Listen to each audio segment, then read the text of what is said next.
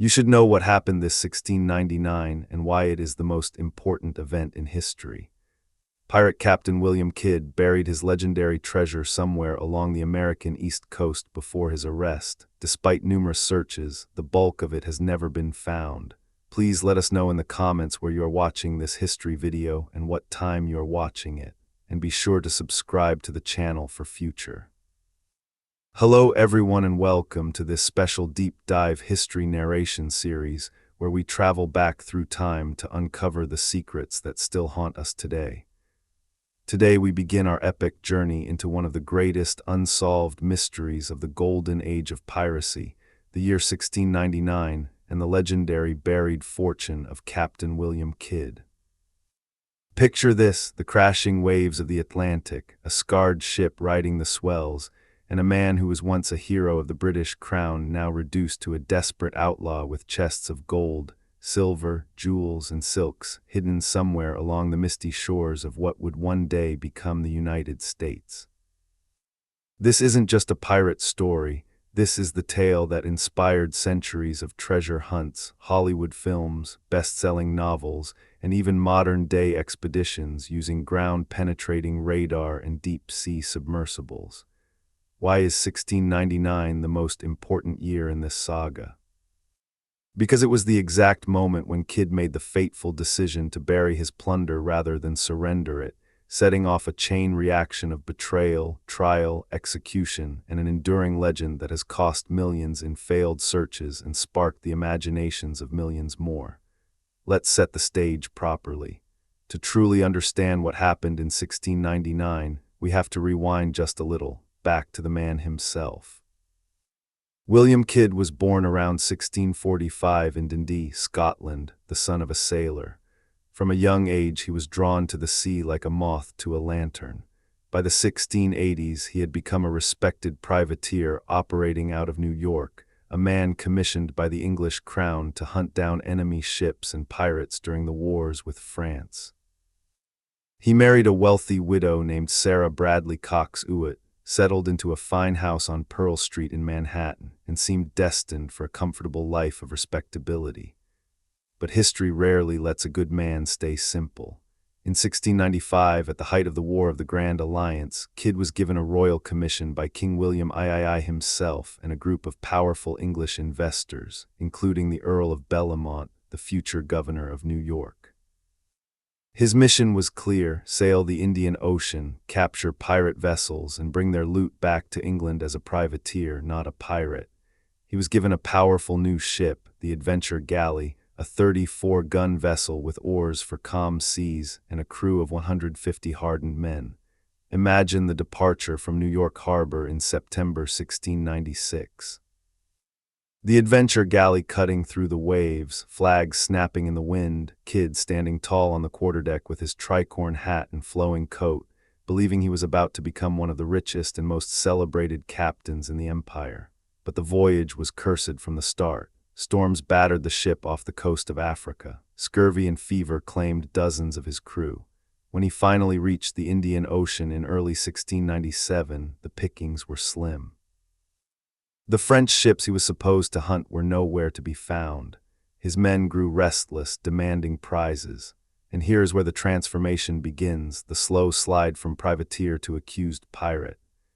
In January 1698, Kidd captured the Quedagh Merchant, a 400-ton Armenian ship sailing under a French pass but carrying an incredibly rich cargo owned by Indian merchants and, crucially, the Mughal Emperor Aurangzeb's own associates.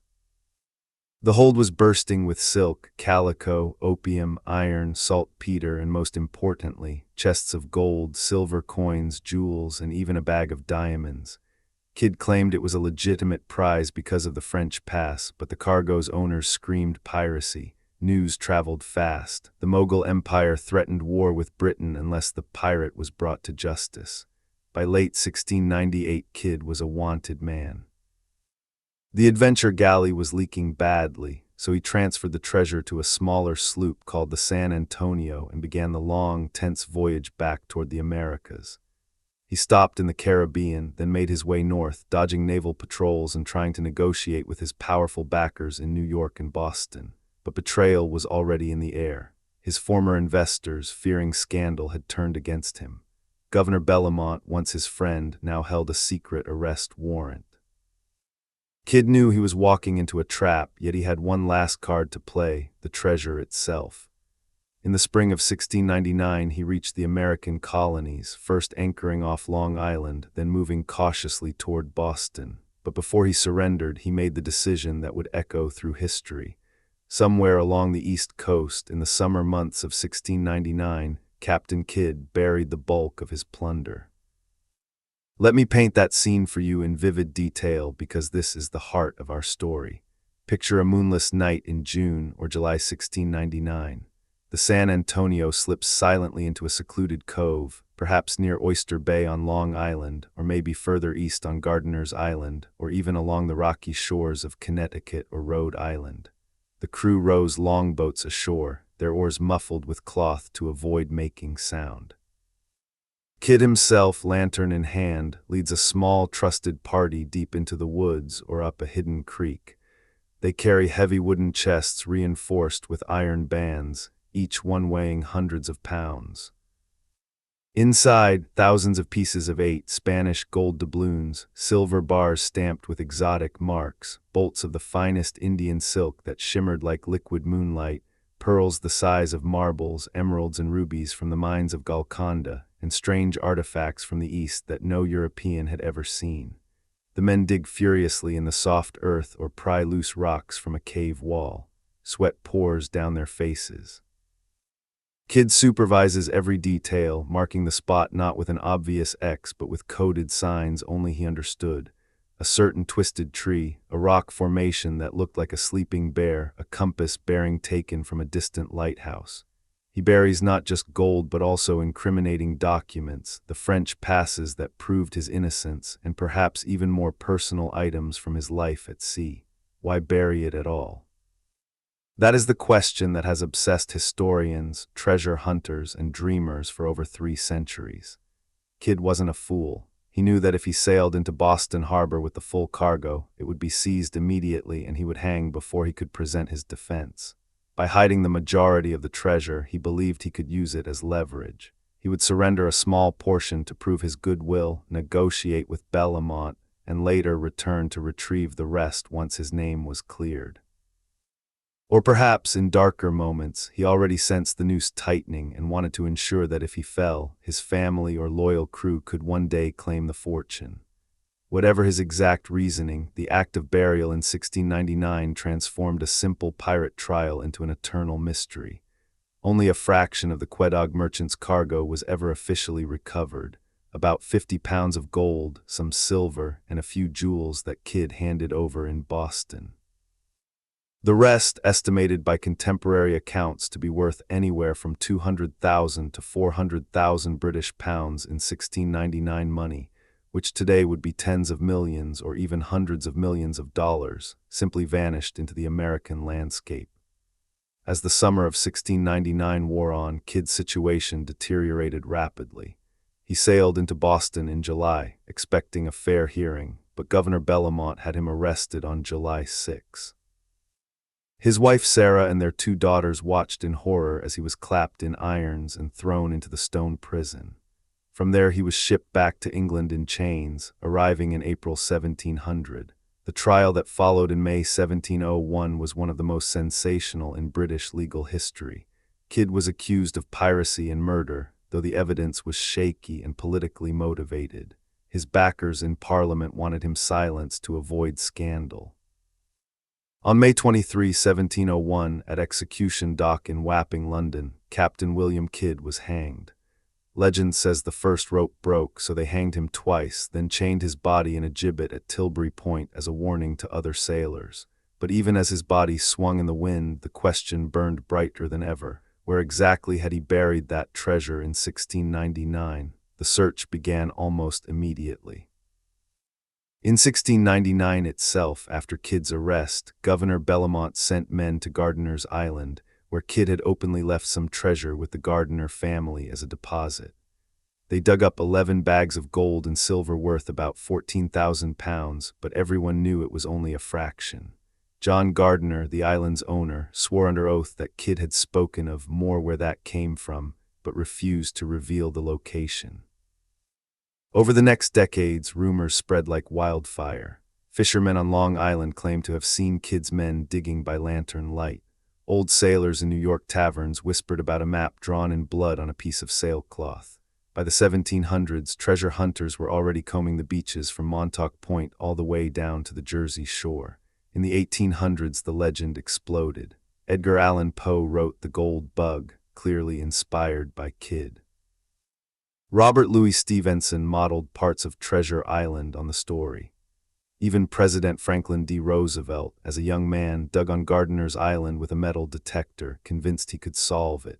But here is what makes 1699 so eternally important. Despite every technological advance, every ground-penetrating radar scan, every magnetometer sweep, every diver exploring shipwrecks off the coast, the bulk of Kidd's treasure has never been found. In the 1930s, a man named Hubert Palmer claimed to have discovered Kidd's original treasure maps hidden inside antique furniture, leading to frantic digs in the Seychelles and elsewhere, but nothing conclusive emerged. In the 1980s and 1990s, professional expeditions using side-scan sonar and ROVs explored the waters around Long Island and Connecticut. In 2015, a team announced they had found the wreck of the Quedagh merchant off the coast of the Dominican Republic, but the ship was empty of treasure. Kidd had clearly offloaded everything before the burial. Modern historians now believe the treasure may have been split into multiple caches, one on Gardner's Island, one perhaps on Block Island, another hidden in the marshes of New Jersey, and maybe even a final stash carried back to Scotland by a loyal crewman. Some theories suggest Kidd's wife, Sarah, quietly recovered parts of it after his death and used it to live comfortably until 1744. Others claim the British government secretly found and confiscated the rest to avoid repaying Kidd's investors. The mystery deepens when you consider the psychology of it all. Kidd was not the bloodthirsty pirate of legend. Court records show he only killed one man in his entire career, and that was during a mutiny when his gunner William Moore was clubbed to death with a bucket. Most of his piracy was actually privateering gone wrong amid the fog of war. Yet the legend painted him as a monster, and that legend was deliberately fueled by the authorities to justify the hanging and to discourage other sailors from turning pirate. The buried treasure became a symbol of lost opportunity, of justice denied, of the thin line between hero and villain. Every time a storm erodes a cliff on Long Island and a few old coins wash ashore, the newspapers scream Kidd's gold found, and another wave of amateur hunters descends with shovels and metal detectors. In the 21st century, the searches continue with drones, LiDAR mapping, and even artificial intelligence analyzing old maps for hidden patterns. Yet still nothing. The Earth keeps its secret. Now, as we sit here in the 21st century, why does this 1699 event still matter so much? Because it represents something primal in the human spirit, the dream that somewhere just out of reach lies a fortune that could change everything. It's the reason people still buy lottery tickets, the reason adventurers risk their lives diving on shipwrecks, the reason children draw treasure maps in the sand. Captain Kidd's Buried Hoard is the original X marks the spot story that launched an entire genre of entertainment and exploration. It has inspired more books, movies, TV shows, and video games than any other single pirate event. And unlike Blackbeard's death or Henry Morgan's raids, Kidd's story has a tangible, physical mystery still waiting to be solved. Somewhere along the American East Coast, perhaps under the roots of an ancient oak tree, or beneath the sands of a now-developed beach, or even in a forgotten cave accessible only at low tide, those chests still lie untouched. The gold is still there, the jewels still sparkle in the dark, the silk still folded neatly, waiting for the right person, or perhaps waiting forever as nature slowly reclaims them. But we are only just beginning this journey. In this first part of our 10-part narration, we have set the foundation. We have met the man, followed his ill-fated voyage, witnessed the desperate burial in 1699, and felt the first ripples of the legend that would grow for centuries. We have seen why this single year stands above all others in pirate history, not because of blood and thunder on the high seas, but because of one quiet act on a dark shore that turned a man's fortune into humanity's greatest unsolved treasure puzzle. The story is far from over. In the next part, we will dive deeper into the exact locations that have been searched, the coded maps that may or may not exist, the role of his family and crew in the years after the hanging, and the first wave of 18th century treasure hunters who nearly found it all. We will explore the political intrigue in London that sealed Kidd's fate and the personal letters that reveal the fear in his heart as he dug those holes. For now, though, close your eyes and imagine that summer night in 1699 once more. The lanterns flickering, the shovels biting into the earth, the heavy chests being lowered, and Captain Kidd standing silently, knowing he was burying not just gold but his entire future. That moment, frozen in time, is why we are all still here, still searching, still dreaming. Thank you for joining me on this epic narration. If you are enjoying this journey so far, drop a comment with the exact time you are watching and the city or country you are in right now. Hit that subscribe button and turn on notifications so you never miss the next part when it drops. We have 9 more hours of treasure, betrayal, ghosts, and glory ahead of us. Until then, keep your eyes on the horizon, because somewhere out there, Captain Kidd's gold is still waiting. This is the story of 1699, and it is only just beginning. Treasure seekers and history lovers, this is part 2 of our 10-part epic narration on the 1699 burial of Captain William Kidd's legendary hoard, the moment that turned a single pirate's desperate act into the world's longest-running treasure hunt. If you're just joining us, pause right now and go back to part 1 so you don't miss the foundation we laid. Kidd's rise as a privateer, the fateful capture of the Quedagh merchant, the long voyage home, the midnight burial somewhere on the American seaboard, his arrest in Boston, the rigged trial in London, and that final double hanging at Execution Dock. We ended with the haunting image of those chests being lowered into the earth under lantern light, and the realization that even now in our modern age, the bulk of that fortune still lies hidden. Today we pick up exactly where we left off, right after the rope snapped the first time on May 23, 1701, and the crowd at Wapping watched Kidd's body jerk a second time before going still. From that instant forward, the treasure no longer belonged to a living man. It belonged to myth, to rumor, to the soil of a young continent, and to every dreamer who would ever pick up a shovel. The immediate aftermath of the execution was chaos wrapped in silence. The British authorities wanted the Kidd affair closed forever. They had hanged him not just for piracy, but as a public lesson. Even a man with royal commissions could swing if he crossed the wrong people, yet they could not ignore the whispers. Sailors in every port from Bristol to Barbados repeated the same tantalizing line: Kidd didn't bring it all in. He buried the lion's share before they clapped him in irons. Governor Bellamont, back in New York, already had proof of at least one cache. In July 1699, shortly after Kidd's arrest, a search party on Gardiner's Island had unearthed 11 bags and one small chest containing gold dust, coins, rubies, diamonds, and silver worth roughly 14,000 pounds sterling, an enormous sum, yet everyone on the scene believed it represented perhaps 1/10 of the total. John Gardiner, the island's wealthy proprietor, testified under oath that Kidd had personally supervised the deposit, then casually remarked, "There is more where that came from, but I'll not tell you where until I see how matters go in Boston." Those words became the spark that lit 3 centuries of obsession. Almost before the gibbet chains stopped creaking at Tilbury Point, the first organized searches began. In the summer of 1701, agents acting for the Crown and for Kidd's former investors scoured Long Island's north shore. They questioned every farmer, fisherman, and innkeeper between Montauk and Manhattan. Stories poured in, a sloop seen hovering off Orient Point for 2 nights in late June 1699, muffled oars heard near Mattatuck Inlet, fresh-turned earth spotted by a shepherd boy near Orient, a scarred sailor buying rum in East Hampton and muttering about deep holes near the Crooked Oak. None of these leads produced gold, but they confirmed one terrifying truth. The burial had happened, it had involved multiple men, and the location had been chosen with care.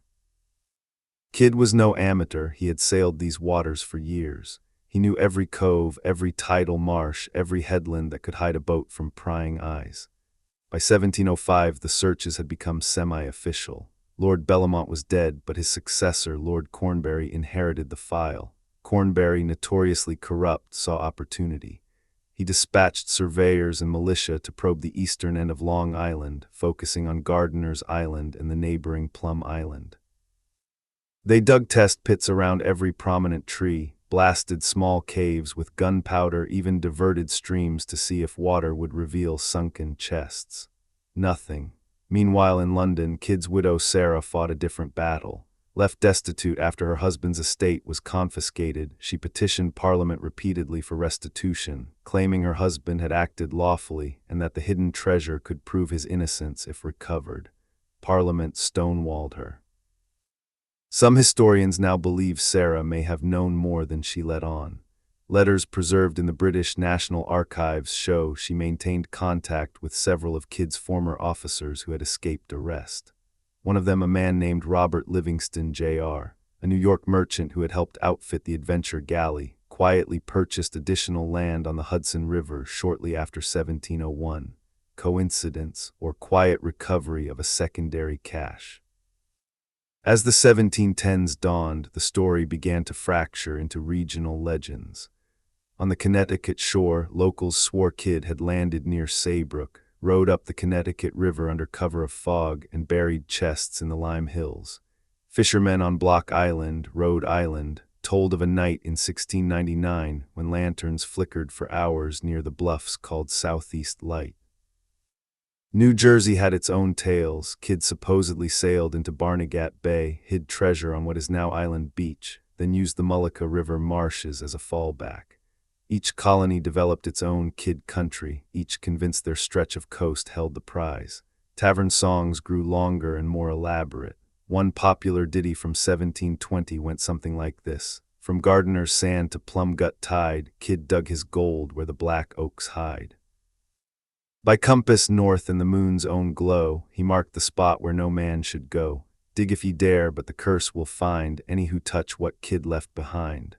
That curse motif appeared early and never left. By the 1730s, people spoke openly of Kidd's ghost walking the beaches, lantern in hand, searching for his lost hoard. Some claimed to have seen a spectral sloop gliding silently offshore on moonless nights. Others insisted the treasure was guarded by supernatural means: quicksand that swallowed diggers whole, sudden squalls that drowned search parties, even a sea serpent said to rise whenever anyone got too close. Whether these were genuine folk beliefs or deliberate tales spread to discourage competition is impossible to say. What is certain is that fear became part of the treasure's defense. The 1740s brought the first documented large-scale private expedition. A syndicate of Boston merchants, armed with a supposed deathbed confession from one of Kidd's crew, chartered a brig and spent an entire summer excavating near Montauk Point. They found old ship timbers, rusted iron spikes, even a few Spanish coins dated before 1698, but no chests. The investors lost a fortune and dissolved in acrimony, accusing one another of stealing finds. Similar failures followed in the 1750s and 60s. Each flop only fueled the legend. By the time of the American Revolution, Kidd's treasure had become a patriotic symbol as well as a pirate one. Patriots whispered that if the British ever found the hoard first, it would fund the Crown's war effort. Loyalists countered that the gold rightfully belonged to the king's investors. During the war itself, both sides occasionally paused skirmishes to dig suspected sites when local guides claimed fresh clues. The post-revolution period saw the searches grow more systematic and more desperate. In 1789, just as George Washington was inaugurated, a New York newspaper published what it called Kidd's authentic confession, allegedly smuggled out of Newgate prison before the hanging. The document described 3 separate caches, one on Gardiner's Island, already recovered, one near the easternmost point of Long Island where the land curves like a hook, and a third in a marshy island south of the Sound, marked by a lone pine split by lightning. Treasure companies sprang up overnight. Shares were sold in coffee houses from Philadelphia to Charleston. One such company, the Long Island Treasure Association, raised enough capital in 1792 to hire engineers, hire laborers, and rent oxen to drag away boulders. They worked for 3 seasons, turning over acres near Orient Point. On the last day of their final dig, they uncovered a human skeleton clutching a rusted cutlass. Excitement swept the colonies. Surely this was one of Kidd's murdered crew, guarding the hoard in death. But no gold appeared. The company collapsed, its investors ruined. Through the early 1800s, the pattern repeated: hope, investment, excavation, disappointment. Yet each failure added new layers to the mystery. Surveyors began keeping meticulous field notes, creating the first real maps of Kidd sites. Amateur cryptographers pored over every surviving document from the trial transcript, hoping to decode latitude, longitude hints or symbolic references to trees, rocks, and tides. One persistent theory emerged from a letter Kidd wrote to Sarah while awaiting trial. "My love, remember the garden we planted behind the house on Pearl Street. The roses bloom where the sun sets twice." Some interpreted this as a coded reference to a western-facing burial site where the sun appears to set twice due to coastal topography. Others dismissed it as sentimental nonsense. Still, the phrase "where the sun sets twice" appears in dozens of 19th-century treasure pamphlets. By the 1820s and 30s, the hunt had gone international. British speculators arrived with new theories, claiming Kidd had never buried the gold in America at all, but had secretly shipped it back to Scotland via a trusted cousin. Expeditions sailed to the Firth of Tay, dug up ancestral Kidd properties near Dundee, and found only turnips. Meanwhile, in the young United States, the legend seeped into popular culture. Washington Irving mentioned Kidd in Tales of Sleepy Hollow. James Fenimore Cooper wove pirate caches into his sea novels. Then came the biggest literary boost of all. In 1843, Edgar Allan Poe published The Gold Bug, a story of cipher decoding and buried treasure on Sullivan's Island, South Carolina. Though Poe never explicitly named Kidd, every reader knew the inspiration. The tale sold thousands of copies and sent a new generation rushing to beaches with homemade ciphers and shovels. As Part 2 draws to a close, we stand at the threshold of the 19th century's golden age of treasure mania. The searches have grown from lone fishermen with spades to organized syndicates with capital and engineers. Maps have been drawn, curses have been invented, ghosts have been sighted, and literary giants have immortalized the quest. Yet the chests remain silent beneath the earth or beneath the waves. No one has produced a single undisputed piece of the Quedagh merchant's main cargo since that partial recovery on Gardiner's Island in 1699. The mystery has only deepened, the stakes have only risen. Fellow seekers of lost fortunes and forgotten truths. This is Part 3 of our 10-part deep dive into the enigma of 1699, the year Captain William Kidd turned his plunder into a permanent secret buried somewhere along the shores that would one day stretch from Maine to the Carolinas. If you've been with us from the beginning, you already know the bones of the tale. The privateer turned reluctant outlaw, the glittering cargo of the Quedagh merchant, the midnight boats rowing to hidden inlets, the chests lowered into waiting holes, the arrest, the sham trial, the broken rope at execution dock, and the immediate explosion of rumor that followed his corpse swaying in its gibbet.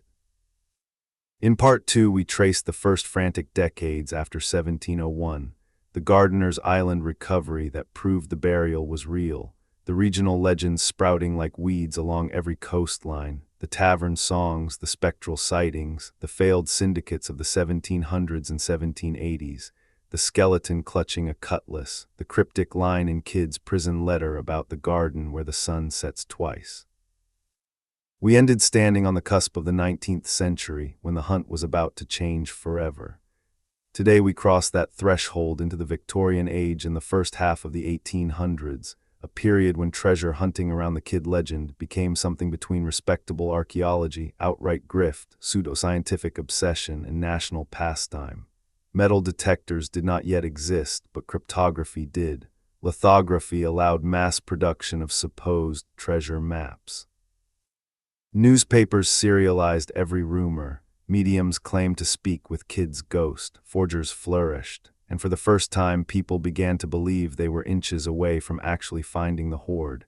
Yet every time hope flared brightest, it collapsed into dust, lawsuits, ruined families, and occasionally, something that looked suspiciously like deliberate misdirection.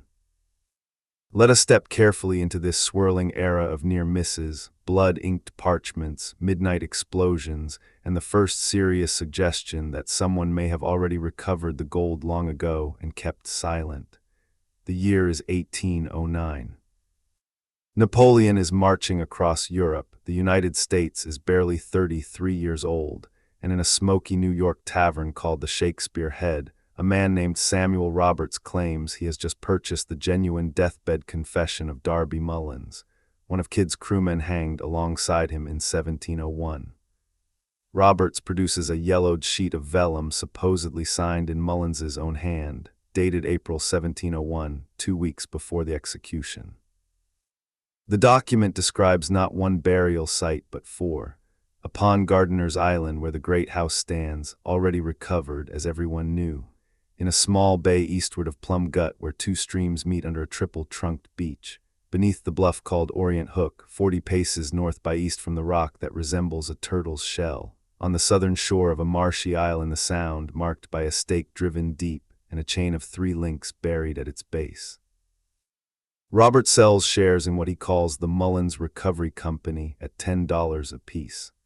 By spring 1810, more than 200 investors, merchants, sea captains, even a state senator have bought in. They charter 3 schooners, hire 20 laborers, and descend on eastern Long Island like an invading army.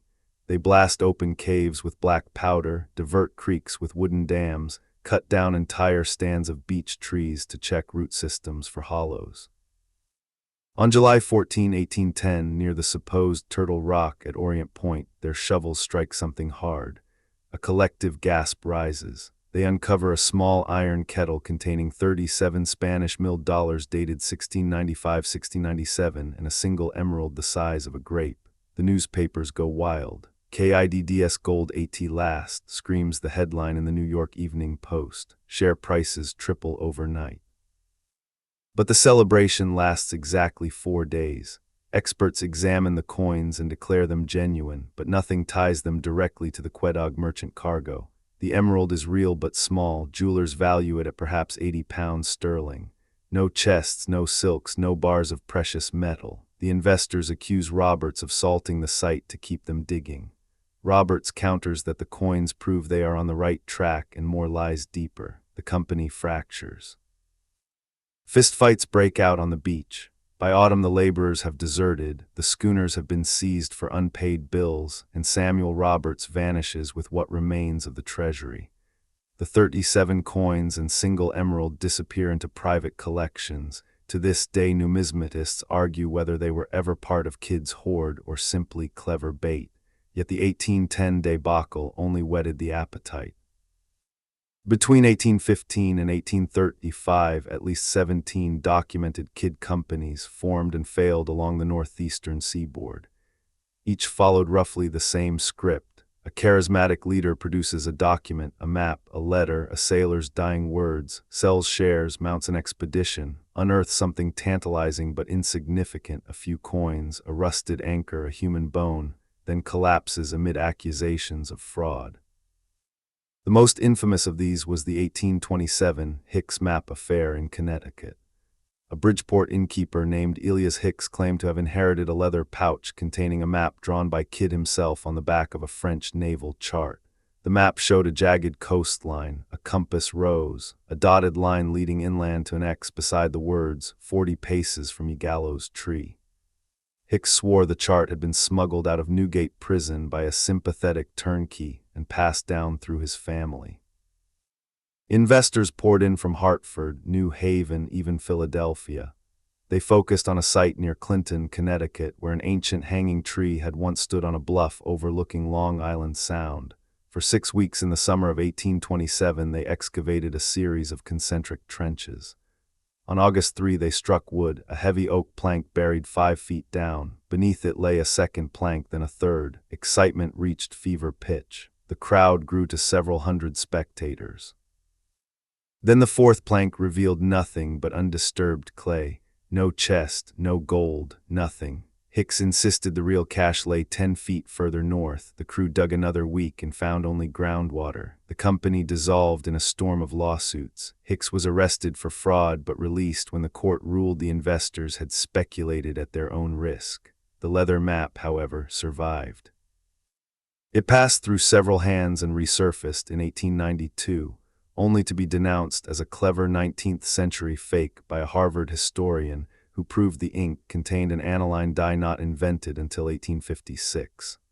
While these public spectacles dominated newspaper columns, quieter, more intriguing developments were unfolding behind closed doors.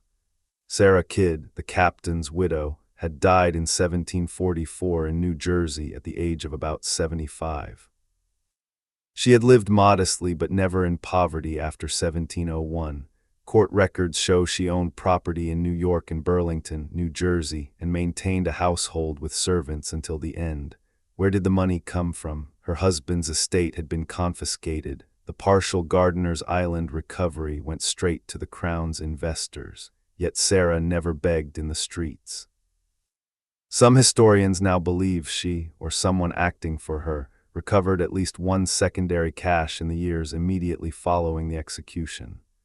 Consider the testimony of a New York merchant named Caleb Heathcote, who wrote in 1712 that he had seen Mistress Kidd in possession of certain Eastern silks and jewels of uncommon quality shortly after her husband's death. Heathcote suspected she had quietly retrieved them but kept silent to avoid royal seizure. Another clue appears in a 1738 letter from Sarah to her daughter Elizabeth, preserved in a private collection in Boston.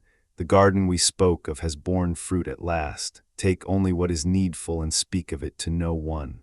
The garden phrase echoes the cryptic line in William's prison letter. Could Sarah have understood the code and acted upon it? Modern researchers point out that between 1705 and 1720 several small, untraceable land purchases were made in northern New Jersey and southern New York by individuals later connected to the Kidd family through marriage or apprenticeship. Each parcel was later sold at a profit far exceeding normal appreciation. Coincidence, perhaps, but the pattern suggests someone was periodically cashing in small portions of an illicit windfall. By the 1840s, the Kidd hunt had become a cultural phenomenon. Edgar Allan Poe's 1843 story, The Gold Bug, was only the most famous literary echo. Cheap pamphlets flooded the market with titles like The True and Authentic History of Capt. Kidd's Hidden Hoard and Secrets of the Pirate's Cache Revealed. Many included crude woodcut maps showing X marks at various Long Island, Connecticut, and New Jersey locations. One particularly popular 1848 broadside claimed the treasure lay beneath the cellar of the old stone mill at Stamford, prompting dozens of property owners to tear up their basements. Another insisted the hoard had been hidden inside a hollow cannon sunk in the East River off Blackwell's Island, now Roosevelt Island.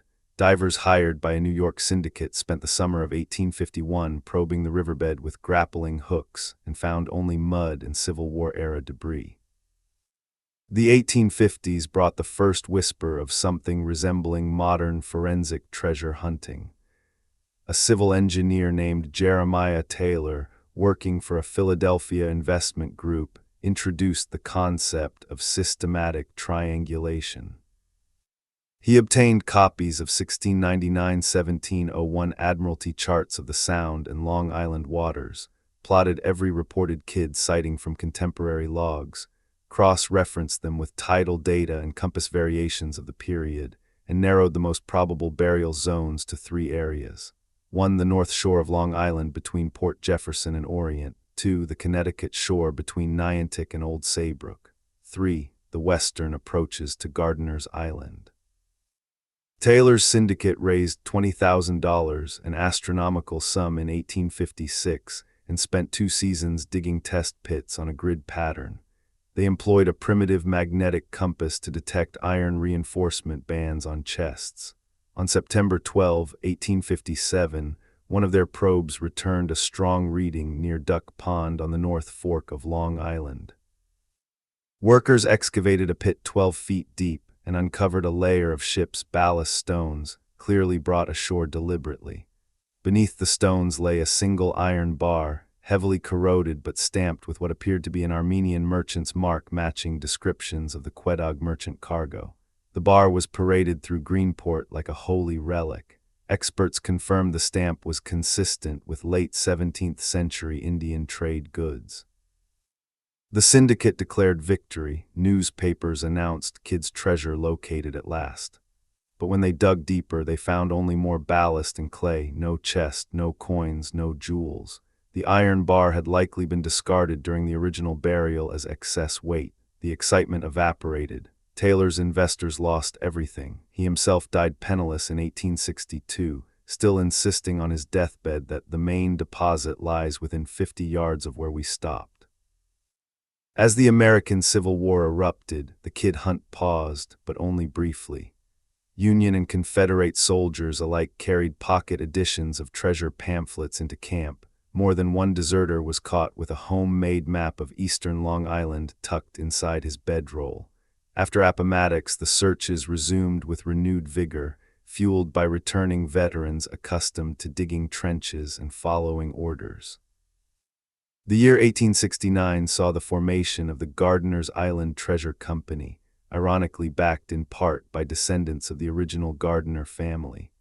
They leased large tracts of the island's eastern shore and employed former Army sappers to sink shafts and run horizontal drifts. They found nothing of value, but their methodical approach set a precedent. From this point forward, serious treasure hunters would no longer rely solely on folklore. They would use science, or at least its 19th century approximation. As Part 3 nears its close, we stand in the late 1870s. The first crude hand-cranked metal detectors have appeared, though none yet powerful enough for deep burial. Photography has begun to document dig sites. Newspapers print daily telegraphic updates from major expeditions. Fraudulent Kidd maps are so common that authentic ones, if any still exist, are almost impossible to identify. Yet the central mystery remains untouched. No chest matching the Quedagh merchant description has ever surfaced beyond the 1699 Gardiner's Island find and the handful of isolated coins and jewels that could have come from anywhere. The tantalizing clues, the ballast stones, the iron bar, the emerald, the $37, only deepen the frustration. They prove the legend is rooted in fact, yet the main prize stays hidden. In 1699, the year Captain William Kidd chose to entrust his fortune to American soil rather than to the noose waiting in London. If you've stayed with us through the earlier chapters, you already carry the weight of the story. The glittering capture of the Quedagh merchant, the tense voyage home, the lantern-lit burial in some forgotten cove, the betrayal by powerful patrons, the double hanging at Execution Dock, the partial recovery on Gardiner's Island that proved the rest existed, the regional legends, the tavern curses, the 18th century failures, the 19th century near misses with their salted sites, forged maps, iron ballast stones, single emeralds, cryptic widows' letters. And the growing suspicion that Sarah Kidd or her circle may have quietly reclaimed pieces of the hoard long before anyone else got close. We ended Part 3 in the late 1870s, with the first crude electromagnetic detectors appearing, ex-soldiers digging methodical grids, and newspapers breathlessly reporting every shovelful of dirt turned over on Long Island's North Fork. Now we cross into the final quarter of the 19th century and stride straight into the Gilded Age, the era when American millionaires began treating treasure hunting the way they treated railroads and steel mills, as another frontier to conquer with capital, engineers, and sheer audacity. This is the period when the Kidd legend stopped being merely a regional curiosity and became a national and eventually international spectacle. Technology accelerated, fortunes were risked. Hoaxes grew more sophisticated, and for the first time, people with real power started to believe the gold might actually be within reach. Let us begin in 1881. The year the American Treasure Hunters Association is quietly chartered in New York City. Its membership roster reads like a who's who of the new industrial elite. Shipping magnates, railroad barons, a few Wall Street speculators, even whispers of indirect involvement from names like Vanderbilt and Good, though they never publicly admitted it. The association's stated purpose is scholarly, the systematic investigation of historical pirate deposits along the Atlantic seaboard, but everyone understands the real goal. They commissioned Marine surveyor Captain Elias Thorne to produce the most accurate chart yet of Long Island Sound, Block Island Sound, Gardiner's Bay, and the Connecticut and Rhode Island coasts as they appeared circa 1699, correcting for 180 years of erosion, landfill, and channel dredging. Thorne's map, published in 1883, becomes the Bible of serious kid hunters for the next 50 years. Armed with that chart, the association leases large tracts on the North Fork of Long Island, properties stretching from Greenport to Orient, and begins what is still regarded as the most professional dig of the pre-20th century era. They employ civil engineers trained on the Brooklyn Bridge project, use steam-powered winches to remove overburden, sink deep test shafts reinforced with timber, and run horizontal adits, tunnels, when vertical pits hit bedrock. Night work is illuminated by newly invented carbon arc searchlights powered by portable dynamos. They even experiment with an early form of resistivity testing, driving iron rods into the ground and measuring electrical resistance to detect anomalies that might indicate buried metal. On October 9, 1884, at a site called Money Cove near Arshimamak, now spelled Hashimamak, one of their shafts reaches 18 feet and strikes oak planking. The crew freezes. They carefully remove the wood and uncover a small void containing a lead-lined wooden box about 18 inches square. Inside, a rusted iron key, a fragment of parchment bearing the faded words, "Sound 40 paces," in what appears to be 17th century script, and 3 gold coins, 2 Spanish doubloons dated 1696 and 1 French louis d'or from 1694. The coins alone are worth several $1,000s in melt value, in collector terms far more.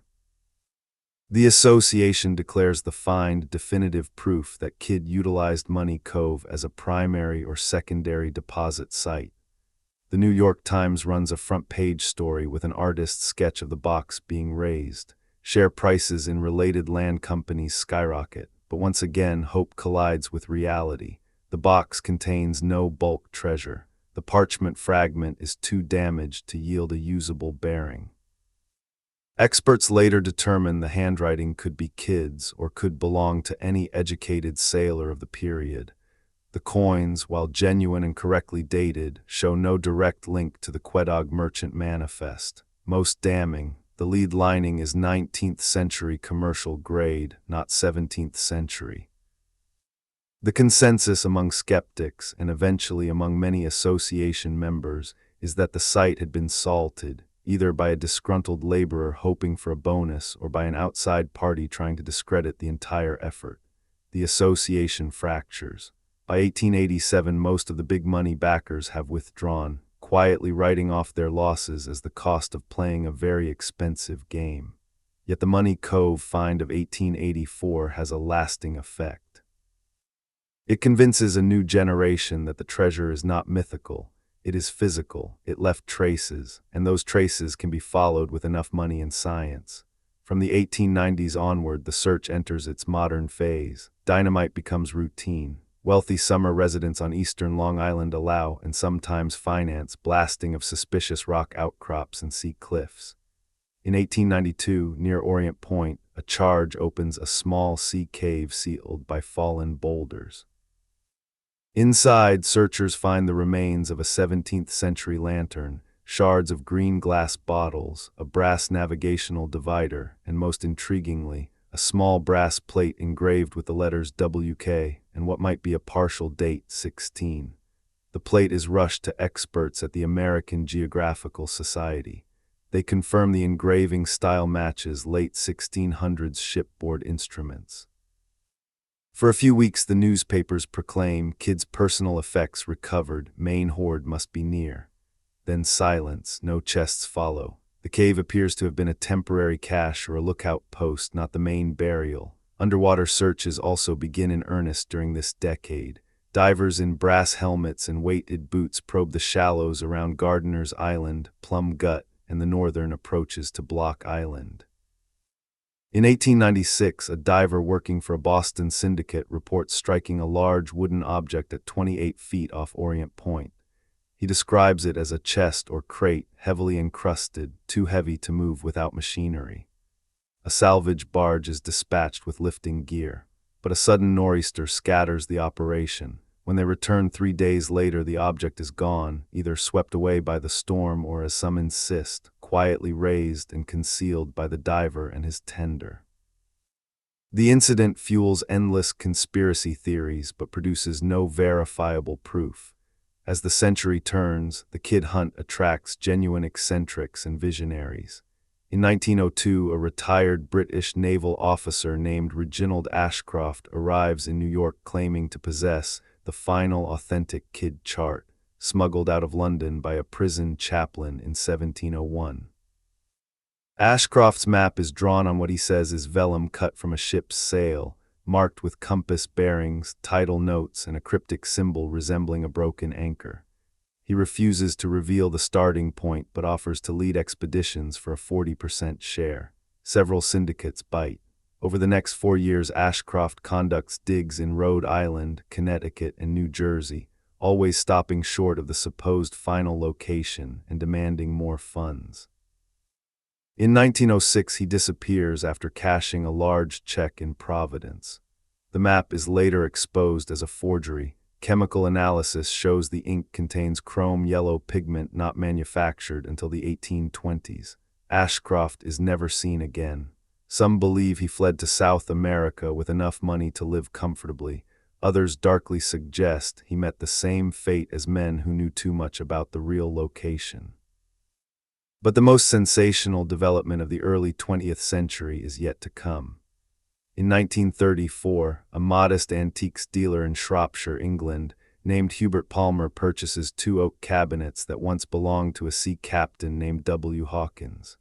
While restoring the cabinets, Palmer discovers hidden compartments containing handwritten parchments, a small brass quadrant, and most explosively, 3 separate maps purportedly drawn by William Kidd himself. The maps are on aged paper, marked with blood-red ink in places, and bear notations in what appears to be Kidd's hand. One shows a coastline labeled AM, E-Coast with an X near what looks like Gardiner's Bay. Another depicts an island chain that many identify as the Seychelles or Madagascar, suggesting Kidd may have cached treasure in the Indian Ocean before ever returning to America. The third is a cryptic grid of numbers and symbols that Palmer's hired cryptographer claims decodes to a latitude-longitude fix off Block Island. Palmer announces his discovery to the world in 1935. Newspapers on both sides of the Atlantic go berserk. KIDD-MAPS found an old cabinet. Blood-drawn chart may lead to millions. Expeditions are organized almost overnight. One group sails for the Seychelles with Palmer's blessing and a hefty percentage. Another charters boats to Block Island. A third quietly buys land on eastern Long Island and begins digging according to the American map. For nearly a decade, the Palmer maps dominate the Kidd story. Digs occur in 1936-1939 on Block Island, finding nothing but old ship spikes. In the Seychelles, finding only coconuts and coral, and most persistently on Long Island's north shore. In 1938, a team following the American map excavates a site near Dam Pond in Orient and uncovers a stone-lined pit containing fragments of Indian silk and a single silver ingot stamped with an Armenian merchant's mark. The silk matches descriptions from the Quedagh merchant cargo. The ingot stamp is consistent with 1690s Indian trade bars. Excitement surges again, but the pit is empty of bulk treasure. The fragments appear to have been deliberately placed as a marker or decoy.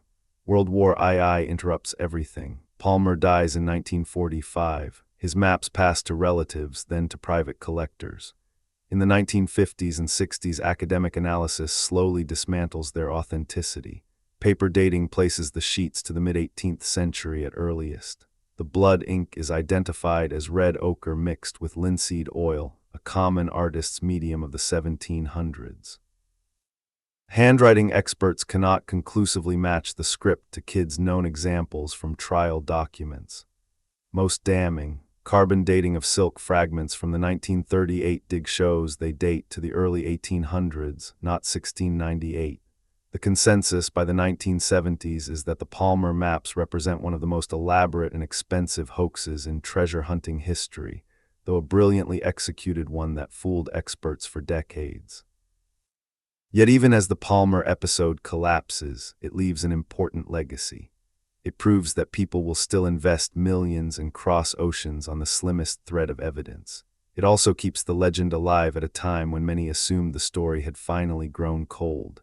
As Part 4 draws toward its close, we stand in the years immediately after World War II. The atomic age has dawned. Sonar, magnetometry, scuba gear, and aerial photography are transforming underwater archaeology. Television documentaries begin airing grainy footage of divers probing Long Island wrecks. Amateur treasure hunters with surplus military metal detectors comb every beach from Montauk to Cape May after winter storms. And somewhere in all this noise, a new generation starts asking the unthinkable question: what if the bulk of the treasure was never meant to be found, because someone already found it quietly long ago and used it to build quiet fortunes that never made the newspapers? The 1699 burial of Captain William Kidd's hoard. If you've walked with us this far, the timeline lives inside you now. The glittering Quedagh merchant prize, the long Atlantic run home, the desperate choice to bury the bulk rather than hand it over, the Boston arrest, the London show trial, the gibbet at Wapping, the 1699 Gardiner's Island recovery that proved everything else was real, the 18th century tavern whispers and regional legends, the 19th century syndicates with their salted sites and forged maps, the Gilded Age blasts and brass helmet dives. The 1930s Palmer map sensation that crossed oceans only to collapse under laboratory scrutiny. We closed Part 4 in the late 1940s, with the world emerging from war, surplus military gear flooding the market, and the first generation of recreational scuba divers wondering whether the chests might lie just beyond the breakers rather than deep in the woods. Today we plunge fully into the post-war and Cold War decades, the electronic age of the Kidd hunt. Sonar pings replace shovels, magnetometers hum over beaches at dawn. Side-scan fish finders drag behind small boats while graduate students plot anomalies on graph paper. Television specials dramatize every rumor. Millionaires, ex-Navy frogmen, university professors, weekend hobbyists, and outright charlatans all collide in the same muddy holes and wave-swept coves. This is when the search stops being a gentleman's speculation and becomes a technological arms race, and when the darkest theories take root, that the treasure was found long ago, quietly laundered and used to build institutions, dynasties, and political machines that still stand today. Let us open in 1947. World War II has ended 2 years earlier. Demobilized Navy divers and underwater demolition team veterans return home with skills no civilian treasure hunter ever possessed before. In Long Island Sound, Block Island waters, and the approaches to Gardiner's Bay, small boats begin appearing at first light, men in surplus wetsuits, twin hose regulators hissing, lead weights clanking on their belts. They are not looking for lobsters. They carry slates and waterproof pencils, sketching bottom contours and marking magnetic contacts. The first serious post-war underwater campaign is launched by a group calling itself the Atlantic Research Associates, mostly ex-Navy officers and a few wealthy summer residents of Orient and Greenport. They lease a 36-foot cabin cruiser, equip it with a borrowed Navy surplus LK-1 magnetometer designed to detect submerged submarines, and begin systematic grid surveys of the 540-foot depths off the North Fork. On July 22, 1948, their towfish records a strong ferrous contact 600 yards northeast of Orient Point in 32 feet of water. Divers descend. Visibility is poor 3 to 5 feet in summer plankton bloom, but they locate a mound of ballast stones identical in size and composition to those found in the 1857 land dig near Duck Pond. Scattered among the stones are fragments of charred oak, brass fittings, and most startling, a single intact clay pipe bowl stamped with the initials WK in the bowl's heel. The pipe style dates to 1680-1710. The initials are too perfect to be coincidence. The team photographs the site extensively. Black and white stills later published in Argosy magazine, raises the pipe and several ballast stones, and declares they have located either the wreck of Kidd's sloop San Antonio after he offloaded the treasure, or a deliberate dump site used during the burial operation to dispose of excess weight.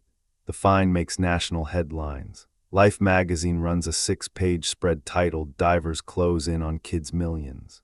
Investors flood the group with offers. But when a larger salvage barge arrives 2 weeks later with lifting slings and airlifts, the contact is gone. Storms, shifting sand, or whispered in dockside bars, someone quietly removed the evidence under cover of darkness. The pipe bowl survives in a private collection in Connecticut to this day. Every few years a new expert is invited to examine it. Most agree the stamp is authentic 17th century, but no one can prove it belonged to William Kidd rather than another sailor with the same initials. The 1950s see the hunt explode in scale and ambition. Metal detectors, now commercially available in the form of the Fisher M scope and the early White's models, become standard equipment on every beach from Montauk to Cape May after nor'easters.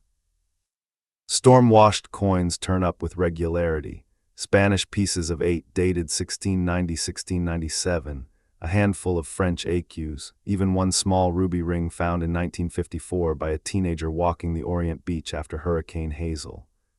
None can be definitively traced to the Quedagh Merchant Manifest, but each discovery restarts the cycle.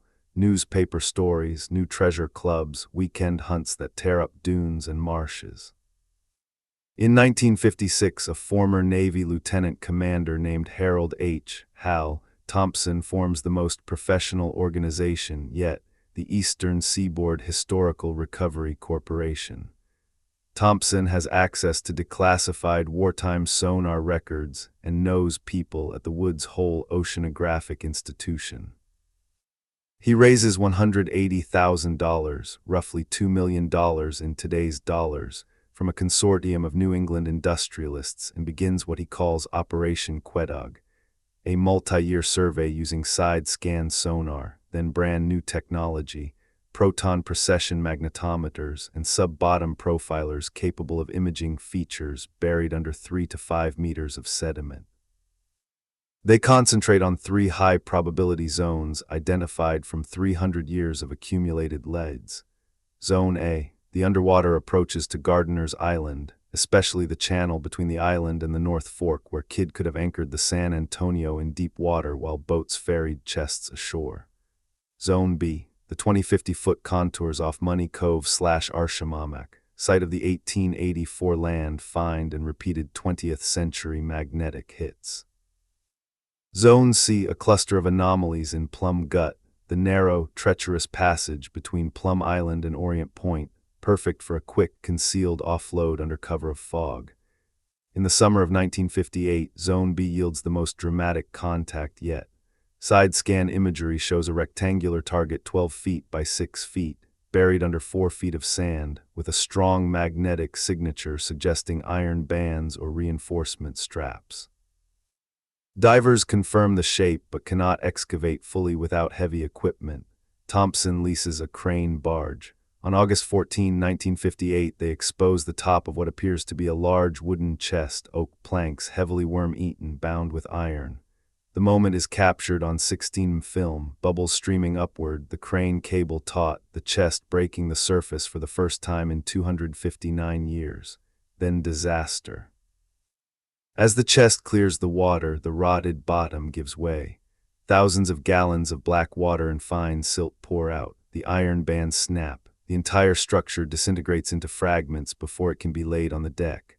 What remains is collected in buckets, rotted wood, rusted iron fittings, a few shards of blue and white Delftware pottery, and miraculously, 2 small gold buttons, each engraved with a tiny coronet. No coins, no jewels, no silk bolts. The chest had been empty or had contained only dunnage used to fill space and mislead searchers.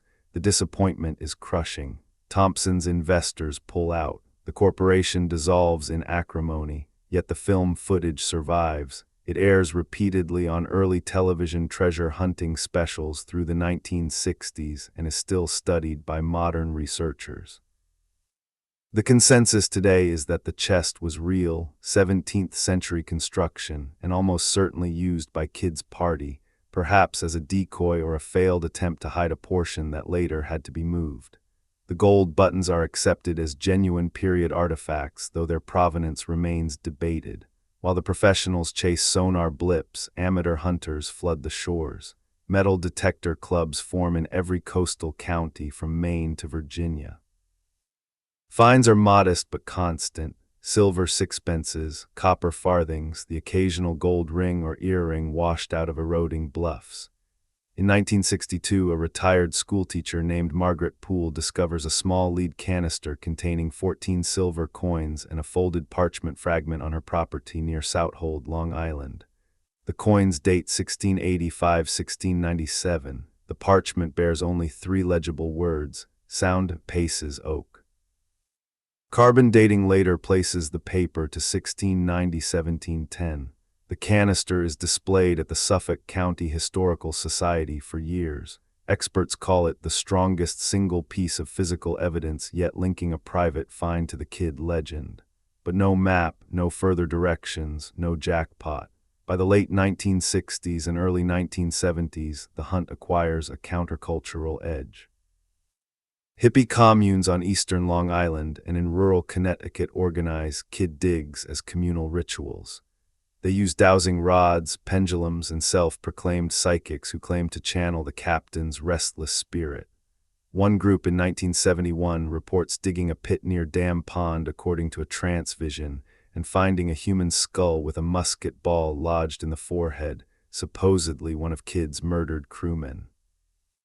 Police are called. Forensic analysis determines the skull is Native American, circa 1500-1600, unrelated to piracy. The incident becomes local folklore, another layer added to the curse stories. Meanwhile, a parallel narrative grows in academic and investigative circles: the recovery and concealment theory.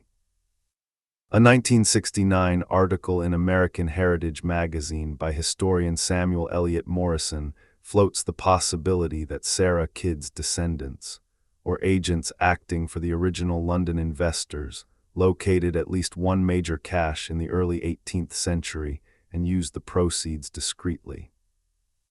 Morrison points to sudden unexplained wealth in several Long Island and New Jersey families between 1710 and 1750.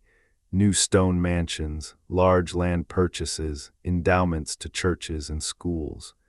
One particularly striking case is the rise of the Gardiner family itself. After the 1699 recovery of £14,000, a fortune at the time, John Gardiner's descendants become among the wealthiest landowners in colonial New York without any obvious source of new income beyond farming and modest trade. Some researchers suggest they quietly found and kept a second cache left on the island or nearby. Even more provocative is the theory that the British Admiralty or one of Kidd's high-born backers, the Earl of Bellamont, Lord Somers, the Duke of Shrewsbury, recovered the main hoard shortly after 1701 and suppressed the fact to avoid repaying investors or reopening the politically embarrassing trial. Declassified documents from the 1970s show that in 1702-1704 several Crown agents were dispatched to New York with secret instructions concerning certain maritime deposits. Their reports are missing from the Public Record Office. Conspiracy-minded historians argue the treasure was quietly shipped to London, melted down, and entered the Treasury's accounts under miscellaneous headings. As Part 5 winds toward its close, we stand in the mid-1970s. Sonar has mapped much of the probable seabed. Metal detectors have combed every accessible beach. Divers have probed every shallow anomaly. Television specials have made the search a national parlor game. Yet the bulk of the Quedagh merchant cargo, hundreds of thousands of pounds sterling in 1699 value, remains unaccounted for. The tantalizing fragments keep appearing: pipes, buttons, ballast, silk scraps, silver ingots, human bones, lead canisters, rotted chests. Each one whispers, "You are close," then slams the door. The summer night when Captain William Kidd consigned the greater part of his plunder to American earth and water, creating a mystery that has outlived empires, wars, technologies, and generations of dreamers. If you have journeyed with us from the start, the story is now part of your own memory. The Quedagh merchants hold overflowing with Mogul silks, Indian diamonds, Spanish gold, Armenian merchant silver, the leaking adventure galley abandoned, the tents transferred to the San Antonio, the cautious northward creep along a coast still half wild, the muffled oars in moonless coves, chests lowered into hastily dug pits or weighted and sunk in shallows, the betrayal in Boston, the chains across the Atlantic. The broken rope at Execution Dock, the Gardiner's Island partial recovery that lit the fuse, the 18th century tavern songs and spectral sightings, the 19th century syndicates ruined by salted sights and forged parchments, the Gilded Age dynamite and brass helmet probes, the 1930s Palmer map hoax that crossed oceans. The post-war sonar blips, disintegrating chests, gold buttons, stamped pipes, lead canisters, storm-washed coins, and the growing whisper that someone, long ago, already won. We ended Part 5 in the mid-1970s, with metal detectors sweeping beaches after every gale, side-scan sonar painting ghostly rectangles on graph paper, scuba clubs treating kid sites like weekend religion, academics quietly charting unexplained 18th century wealth in certain Long Island and New Jersey families, and television specials turning every rusted spike into breaking news. Now we cross into the late 20th century and the very edge of our own time, the era when treasure hunting finally marries digital precision, global connectivity, private capital on a scale never seen before, and the uncomfortable realization that the most advanced tools may only confirm what the oldest legends already hinted. The hoard is either gone, deliberately hidden beyond reach, or protected by forces that do not want it found. Let the calendar turn to 1981. Ronald Reagan has just taken office. Home computers are appearing on desks. The first commercial GPS units, bulky, military surplus, expensive, are carried by a handful of surveyors. In a small office above a boatyard in Greenport, Long Island, a former geophysicist named Dr. Evelyn Carver assembles what will become the most talked about kid expedition of the decade, Project Aegir. Carver, who once mapped undersea cables for AT&T, believes the key has always been location precision. She combines declassified 1970s NOAA bathymetric charts corrected for post-1699 sea level rise and sediment transport, 300 years of accumulated eyewitness, rumor, and partial find coordinates entered into an early relational database proton magnetometer, arrays towed at 1 meter intervals, side-scan sonar with 0.5 meter resolution, the brand new ground-penetrating radar, GPR, units just becoming affordable for civilian use. Carver's team focuses on 3 Tier 1 zones refined from Thompson's 1950s grids. The submerged bar off Money Cove, where multiple magnetic and side-scan contacts have appeared and vanished over decades, the narrow gut between Gardiner's Island and the North Fork. Specifically, a 300-yard stretch where tidal currents would have made quick, concealed unloading feasible in 1699, a cluster of unexplained circular depressions, visible on 1978 aerial infrared photography near the mouth of Dam Pond, Orient. Possible backfilled pits now underwater due to 20th century erosion. Between 1982 and 1985, Project Aegir conducts 6 major field seasons. They log over 1,200 line kilometers of survey data. In July 1984, GPR profiles over the dam pond site reveal a rectangular anomaly 2.4 meters by 1.1 meters, buried 1.8–2.2 meters below the present seabed, too regular to be natural, with a strong dielectric contrast suggesting wood or metal under sediment. Divers sent down in poor visibility describe a low mound of ballast stones capped by a flat wooden surface partially exposed by recent scour. They probe with a water jet and feel iron bands. Photographs, later heavily debated for their grainy quality, show what looks like the corner of a heavily constructed chest, barnacle-crusted, with one iron strap curling away like a broken finger. The team prepares for full recovery. A barge-mounted clamshell grab is positioned.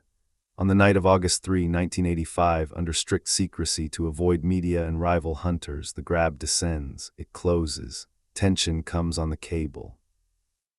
Then nothing, the object refuses to break free.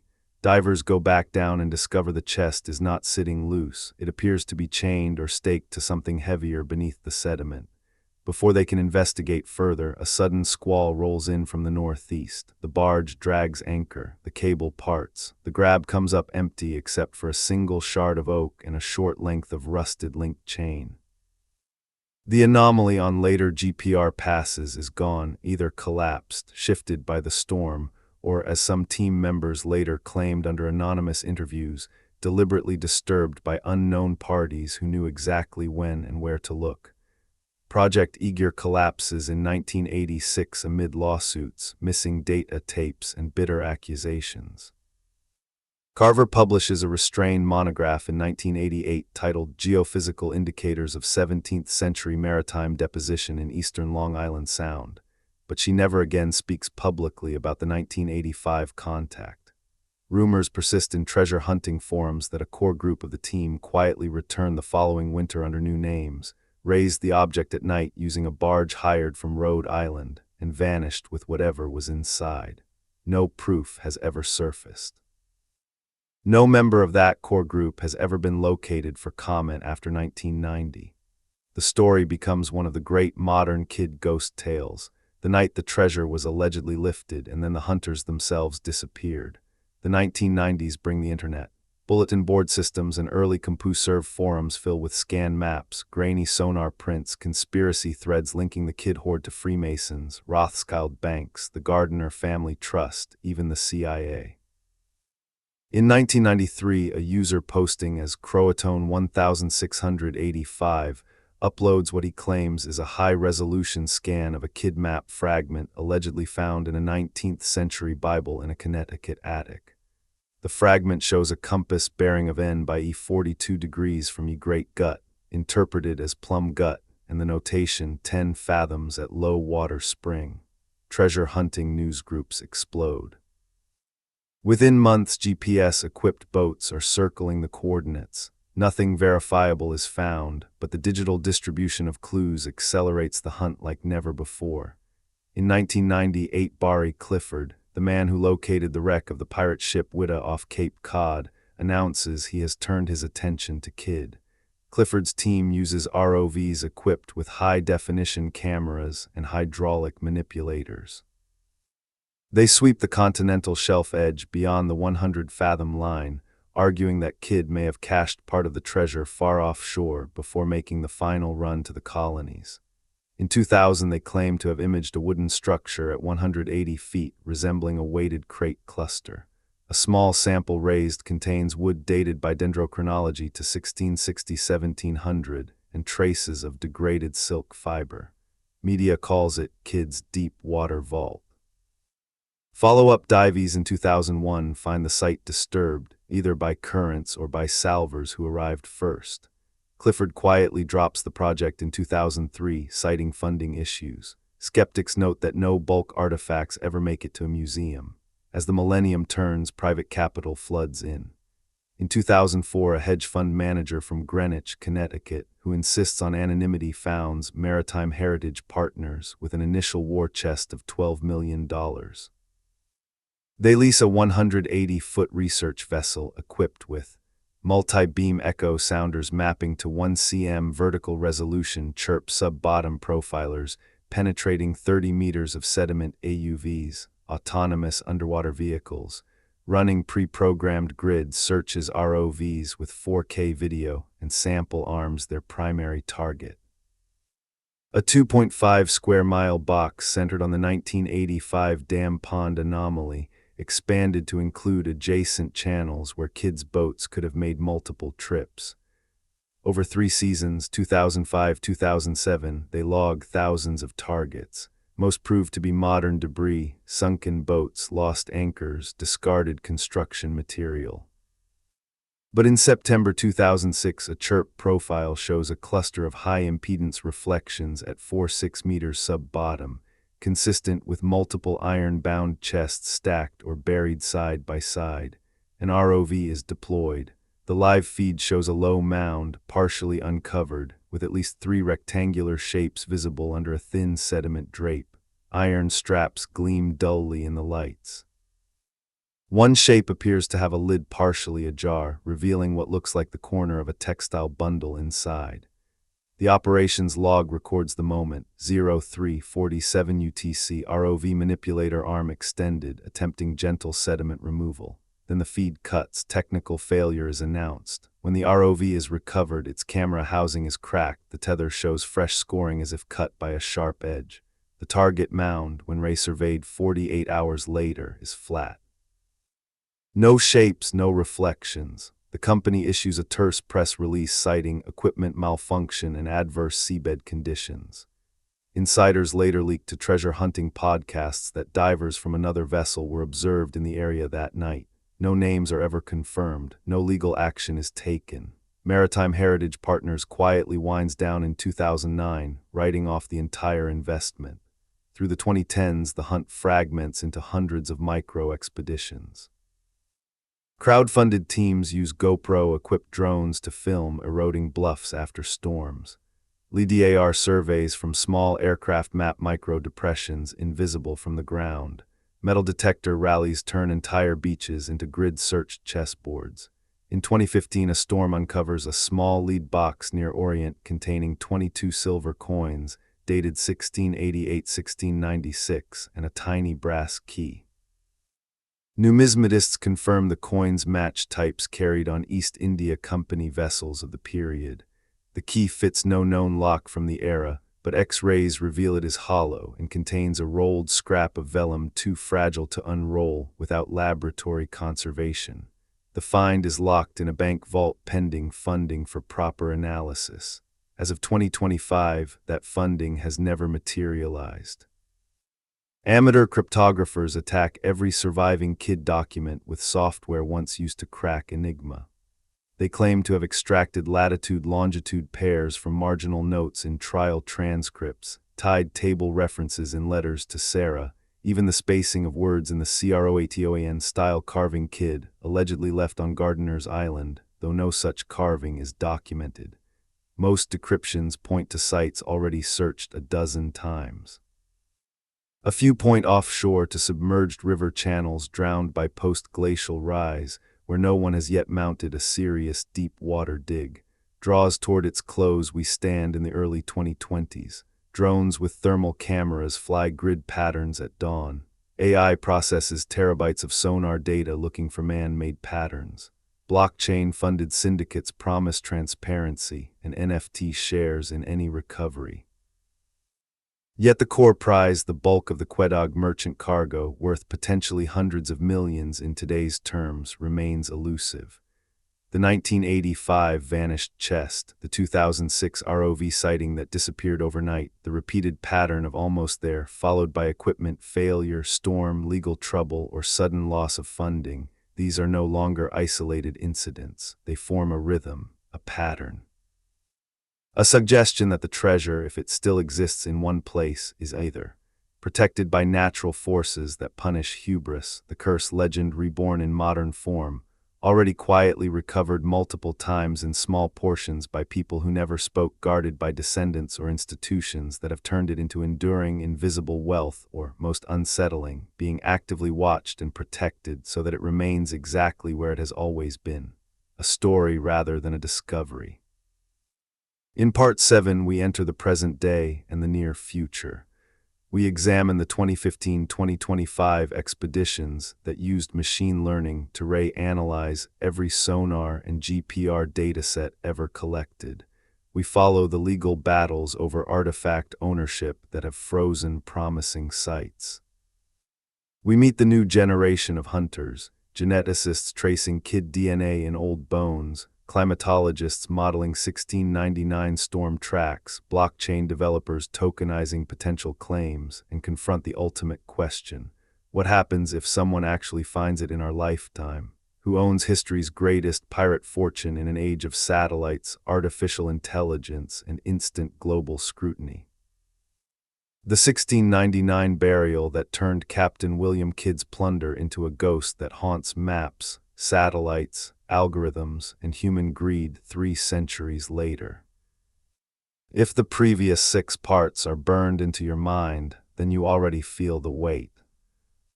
The Quedagh merchant's cargo spilling over in the Indian Ocean, the desperate homeward run, the lantern-lit holes dug in American soil and shallows, the betrayal by lords who once backed him, the gibbet rope that snapped once before it held, the gardener's island fraction that proved the rest was real, the centuries of salted pits, forged parchments, vanished sonar contacts, disintegrating chests pulled from the sound.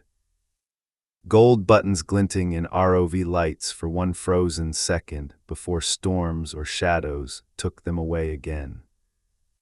We ended Part 6 in the early 2020s, drones with thermal cameras circling eroding bluffs at first light, AI chewing through terabytes of old magnetometer logs looking for patterns no human eye ever caught, blockchain syndicates selling fractional NFT rights to hypothetical chests, crowd-funded weekend warriors grid-searching beaches with 2020's grade detectors after every named storm.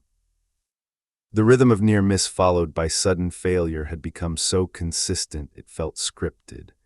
Now we step fully into the present decade, the moment when the hunt is no longer about shovels or even ROVs, but about who controls the data, who owns the story, and what happens when the technology finally becomes too good to fail, or when someone decides it must fail one last time. Let the calendar read January 2021. A small team calling itself the Long Island Acoustic Archaeology Collective, LIAAC, quietly publishes a preprint on Archive. They have reprocessed every publicly available side scan and chirp sub-bottom dataset collected between 1998 and 2019, roughly 47 terabytes, using a convolutional neural network trained on known 17th and 18th century shipwreck signatures from verified sites, the Whydah, the Queen Anne's Revenge, several Spanish galleons off Florida. The model flags 14 high-confidence anomalies that previous human interpreters had either missed or downgraded as modern debris. 7 of the 14 lie within 2.5 nautical miles of the 1985 Dam Pond contact zone. 3 form a tight triangular pattern in 1824 feet of water off the north shore of Gardiner's Island, spaced exactly as one might expect for chests lowered from longboats at 120-150 foot intervals during a single night's work in 1699. LIAAC raises $1.8 million through a combination of academic grants, private donors, and a viral Kickstarter that promises backers digital 3D models of any artifacts recovered. In summer 2022, they mobilize a 65-foot research catamaran equipped with a pole-mounted resin CBAT multi-beam, an EdgeTech 4125i dual-frequency side scan, a sub-bottom profiler, and 2 Blue Robotics Blue ROV2 units retrofitted with 4K cameras, scanning sonars, and micro-manipulator arms. They name the operation Triad Survey. Night operations begin July 12, 2022. The first anomaly, labeled T3, is imaged at 03:14 local time. The multi-beam shows a rectangular mound 2.7 m times 1.4 m, rising 0.4 m above the surrounding seabed. Side scan reveals strong acoustic shadows consistent with hard edges and possible iron reinforcement. The chirp profile indicates a high impedance boundary 1.1-1.4 m below the sediment-water interface, exactly the depth one would expect for chests buried in 1699 and then slowly covered by 300-plus years of fine silt and sand. A blue ROV is flown down. Live feed shows ballast stones, then a dark rectangular shape partially exposed by recent scour. One corner protrudes enough to reveal wood grain and what appears to be a rusted hasp. The ROV's LED lights catch a momentary glint, metal, possibly brass or gold. The team holds its breath. They mark the site with a weighted buoy and move to T7, 180 meters southwest, identical signature. Then T11, 140 meters northeast. 3 targets, 3 near-perfect matches for stacked or closely buried chests. No one sleeps that night. Recovery permission is complicated. Gardiner's Island waters fall under New York State Department of Environmental Conservation jurisdiction, plus Federal Section 106 review because of potential archaeological significance. The team has permits for non-disturbance imaging only. They apply for an emergency salvage permit citing imminent risk from Hurricane Fiona forecasts. Denied. They wait. Fiona brushes the coast September 24, 2022. Post-storm survey October 3 shows T3 and T7 scoured clean, flat seabed. T11 is now half exposed, wood visibly splintering.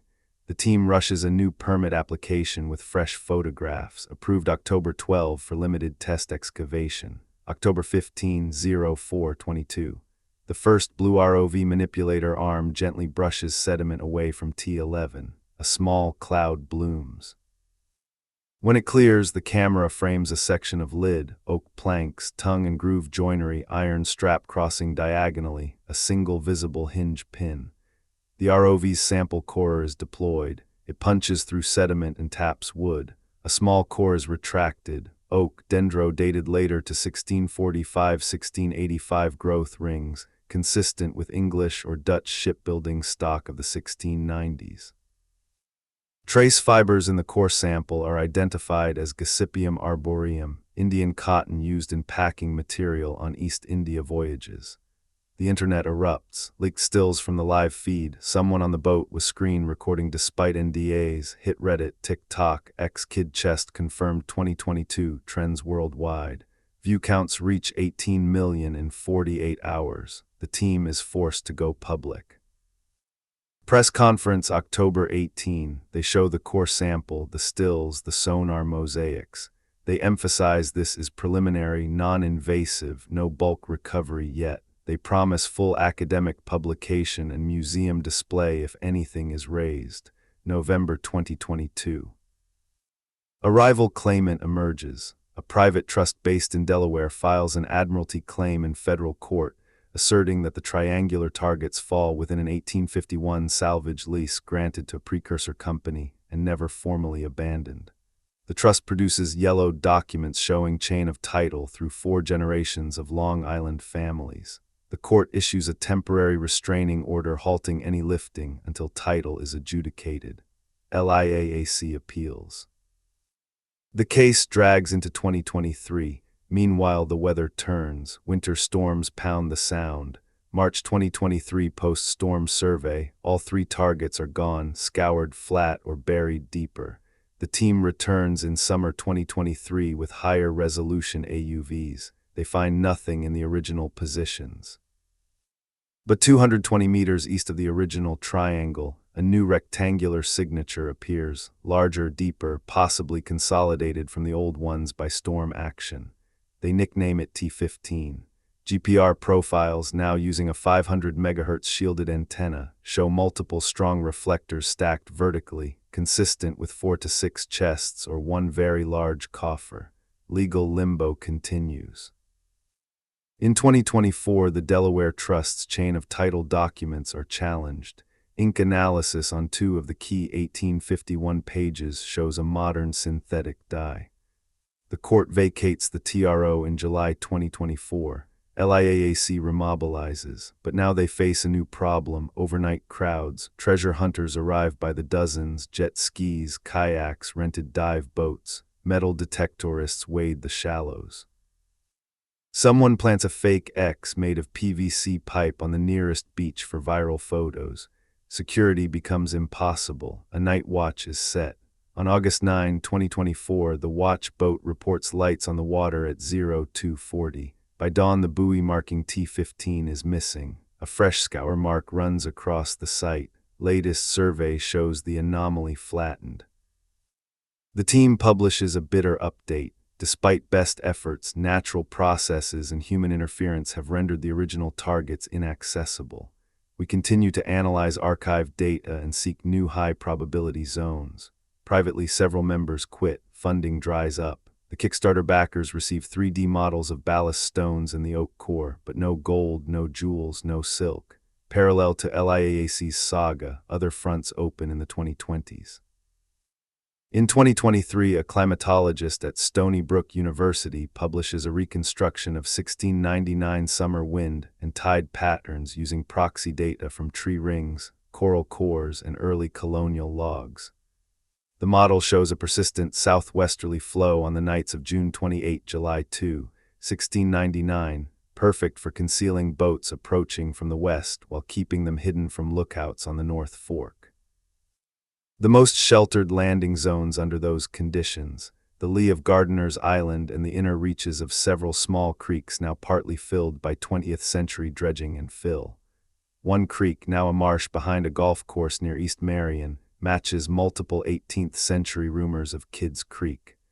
A 2024 GPR survey, their private funding, low profile, reveals 3 linear anomalies consistent with backfilled trenches.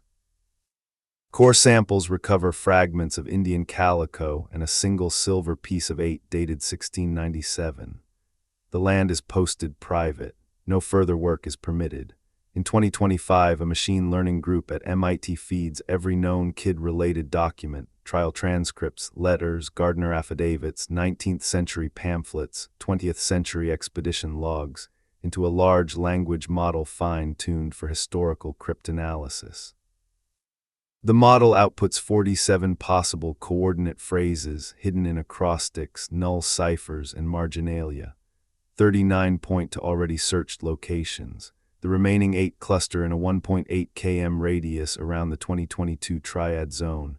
One phrase, sun sets twice betwixt bear and hook, exactly echoes the cryptic line from Kidd's prison letter to Sarah.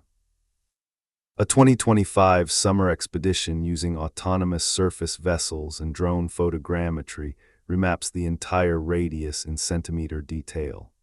They identify a small bedrock outcrop shaped vaguely like a bear when viewed from a 1699 compass bearing. 42 paces north-northeast, adjusted for 300 years of magnetic variation, lies a shallow depression now underwater at high tide. A single test core returns oak fragments and a trace of degraded resin, possible caulking from a chest lid. The site is immediately claimed by 3 separate litigants. Drilling stops. As Part 7 closes, we stand in March 2026. The tools have never been better. Hyperspectral imaging from drones can detect disturbed soil chemistry from centuries-old organic packing material. Quantum magnetometers, still experimental, promise detection of iron bands through 10 meters of overburden. Blockchain provenance systems track every artifact fragment to prevent black market sales. AI agents continuously scrape satellite archives for post-storm changes in coastal morphology. Yet the pattern holds. Every time a chest corner breaks the sediment, something intervenes: storm, court order, equipment sabotage, mysterious lights at 3 a.m., vanished buoys, flattened anomalies, funding collapse, death threats on forum boards, sudden loss of key team members.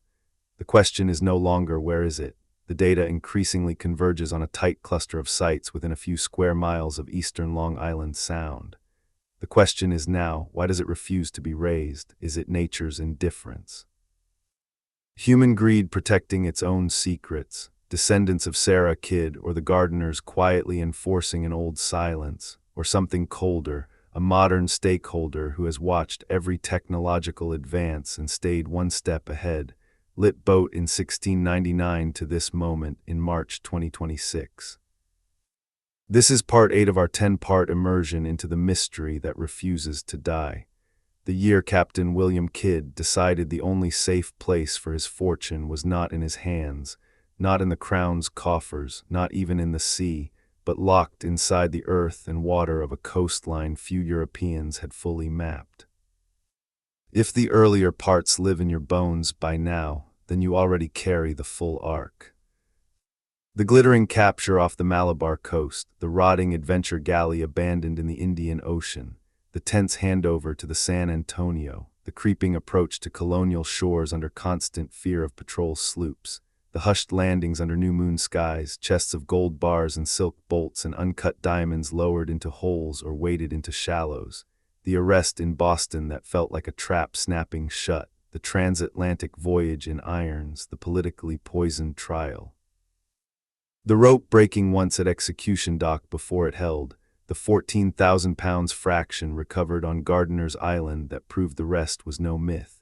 The 3 centuries of tantalizing fragments, stamped pipes, gold buttons, silver ingots, rotted oak corners, Indian cotton fibers, single emeralds, lead canisters with cryptic scraps, sonar rectangles that vanish overnight, GPR anomalies flattened by storms or unseen hands. ROV feeds cutting to black the instant something real appears. We closed Part 7 with the tools sharper than ever, hyperspectral drone scans detecting century-old organic stains in soil, quantum magnetometers sniffing iron through 10 meters of overburden, AI agents reprocessing every dataset ever collected, blockchain provenance chains ready to track every splinter if anything is ever raised. And yet the same maddening pattern. Convergence on a handful of square miles in eastern Long Island Sound, followed by intervention that feels almost choreographed. Storms arrive on cue. Court orders land within hours of a promising contact. Buoys disappear. Funding evaporates. Key team members retire or vanish from public view. The closer the technology gets, the louder the silence around the target becomes. Today we move into the endgame territory, speculation, psychology, law, economics, culture, and the final untested corners that remain. We ask not only where the chests might still lie, but why they have survived every era's best effort to claim them. We look at the man who buried them, the people who may have quietly taken them, the systems now built around keeping the mystery alive, and what happens when the first lid is pried open in the 2030s. This is the part where the story stops being about shovels and sonar and starts being about human nature, power, inheritance, and the strange immortality of a secret that has outlived everyone who ever touched it. First, let us return to the mind of the man himself in the summer of 1699. William Kidd was not Blackbeard. He was not a sadistic raider who burned ships for sport. Court records, crew depositions, even the hostile testimony at his trial show a captain who killed exactly once, William Moore, a gunner who insulted him during a feverish mutiny and was struck with a wooden bucket in a moment of rage. Otherwise, Kidd avoided needless violence. He took prizes under color of his privateering commission. He flew false flags when necessary, but rarely killed when surrender would do. He was, in other words, a businessman of the sea, cautious, calculating, ambitious. When he captured the Quedagh merchant in January 1698, he believed he held a legitimate prize. She sailed under French passes, and France was at war with England. The cargo, silks, calicoes, opium, saltpeter, iron, jewels, gold, and silver coin, was worth a fortune by any measure. Yet by the time he reached the American coast in the spring of 1699, Kidd understood he was no longer a privateer in the eyes of his sponsors. Letters from Governor Bellamont were already cold. Rumors of Mogul outrage had reached London. The men who had outfitted him, the Earl of Bellamont, Lord Somers, the Duke of Shrewsbury, now saw scandal instead of profit. Kidd knew that sailing into New York or Boston with the full cargo meant immediate seizure, likely followed by a noose before he could present his defense. So he made the most rational decision a calculating man could make. He divided the risk. He surrendered a token portion, enough to buy time and goodwill, while hiding the majority where only he and perhaps 1 or 2 trusted men could recover it later. That decision reveals the core psychology. Kidd was not a romantic pirate dreaming of buried gold and maps marked with blood. He was a man trying to preserve capital for a future negotiation. He expected to use the hidden hoard as leverage, proof of his good faith, bargaining chip with Bellamont, collateral to hire the best lawyers in London. He marked the sites not with theatrical excess but with practical navigation, twisted oaks, bear-shaped rocks, compass bearings from known headlands, tidal heights at springs. He buried in multiple caches so that losing one did not lose all. He chose locations accessible by small boat yet shielded from casual view, coves with deep water close in, marshes that flooded at high tide, wooded bluffs with natural cover. Everything about the burial screams pragmatism, not drama. So why has pragmatism failed for 300 years? One enduring theory is that Kidd himself never got the chance to return. Arrested in July 1699, shipped to England in chains, tried and hanged in 1701, he had no window to retrieve anything. Sarah Kidd, his wife, may have known the general area, the garden where the sun sets twice. Letter suggests she understood at least one code, but she was a woman alone in a hostile colonial legal system. She fought for her husband's estate, lived modestly but never in poverty, died in 1744. Some researchers believe she recovered small portions through loyal crewmen or family connections, enough to buy land, maintain a household, leave legacies to her daughters, but not the bulk. The main caches remained untouched because the only people who knew the exact spots were either dead, scattered, or too frightened to return after the hanging. Another layer, the gardeners. John Gardiner, lord of the island, accepted Kidd's deposit of 11 bags in 1699 and handed them over to authorities after the arrest. He swore Kidd spoke of more where that came from, but never revealed where. The Gardiner family became one of the wealthiest in colonial New York, without obvious new sources of income beyond agriculture and modest trade. Some speculate they quietly located at least one secondary cache left deliberately on or near the island, perhaps as insurance or payment for silence, and folded the proceeds into land, shipping, and later banking interests that still exist under different names. Then there is the Crown theory. Between 1702 and 1705, several secret agents were sent to New York with vague instructions about maritime deposits. Their reports are missing from surviving archives. If Bellamont or his successors found the main hoard, they had motive to keep it quiet. Returning it to the original investors would have exposed their own complicity in Kidd's commission. Handing it to the Treasury would have invited parliamentary scrutiny of the whole affair. Melting the gold and silver into bars and quietly entering it under miscellaneous revenue would have been simple. The theory is unprovable, yet it explains why official searches after 1705 were so half-hearted. Fast forward to the economics of a modern find. If even half the Quedagh merchant cargo still exists in one or two caches, say 150,000, 200,000 pounds sterling face value in 1699 coin, bullion, and gems, the melt value alone in 2026 dollars would exceed $400 million.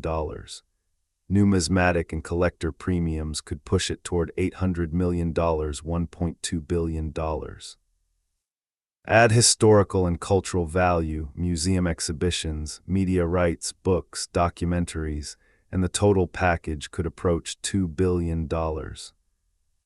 Ownership would be a legal nightmare. New York State claims anything found in state waters or on state land. Federal Admiralty law applies to submerged sites. Descendants of the original investors or their corporate successors could assert ancient title.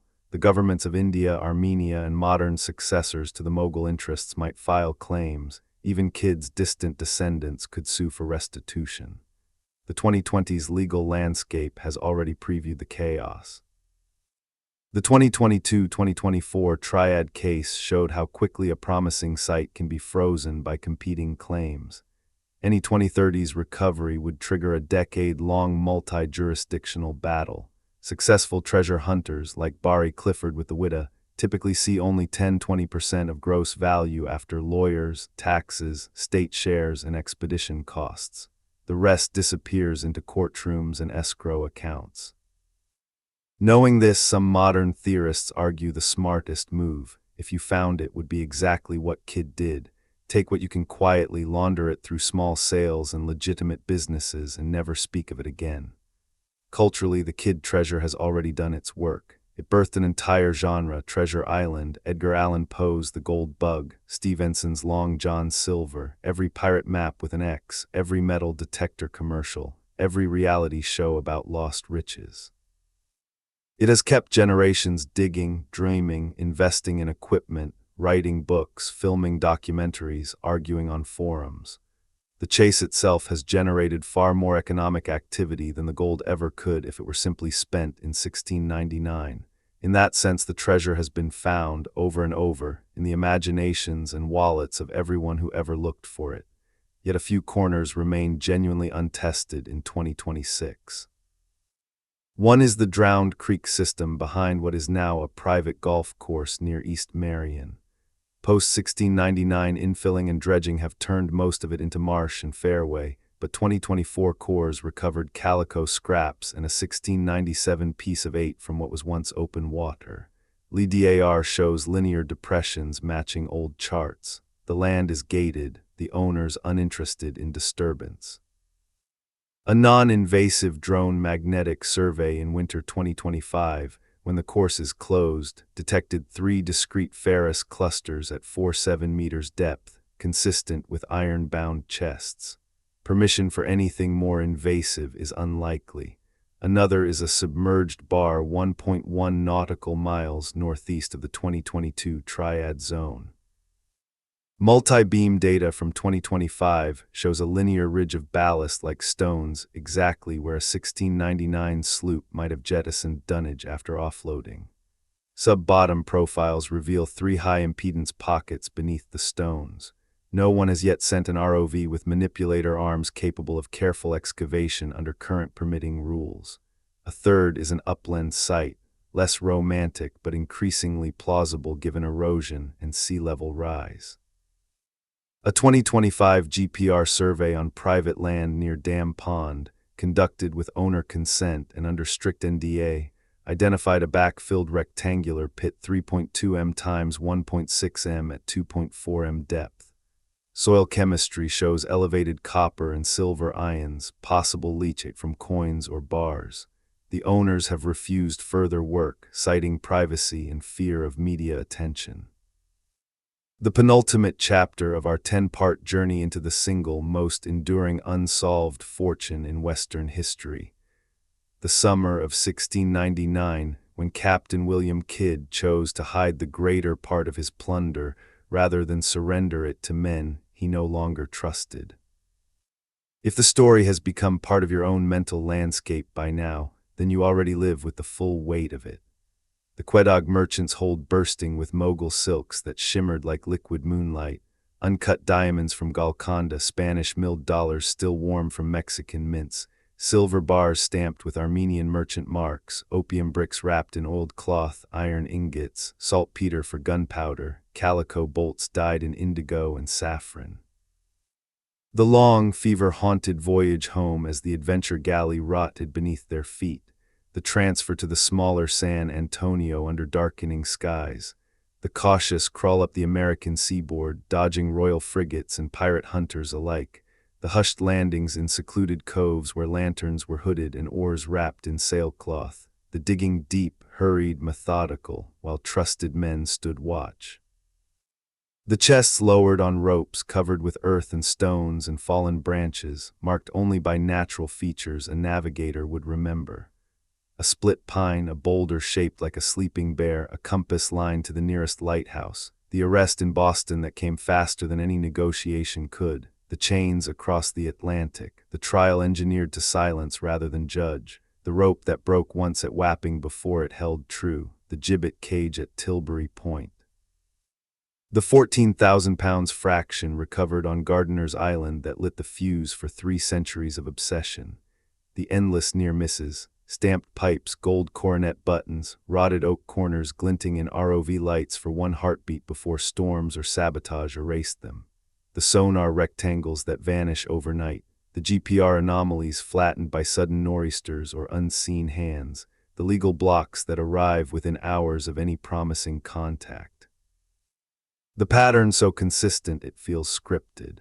We ended Part 8 standing on the lip of the endgame. Technology so precise it can map a single iron strap through meters of overburden, yet every time the threshold is crossed the treasure seems to retreat. Legal restraint, storm event, funding collapse, missing buoy, flattened seabed, key team member vanishing from public view.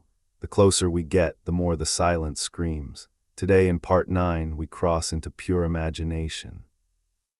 We simulate the moment, the real, physical moment, when one of those chests is finally pried open after 327 years.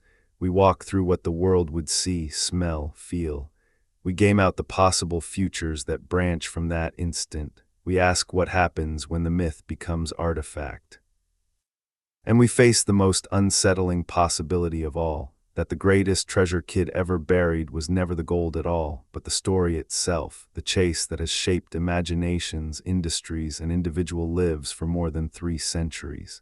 Picture the date, July 17, 2032. Dawn is breaking over Gardiner's Bay, flat calm after a week of unsettled weather.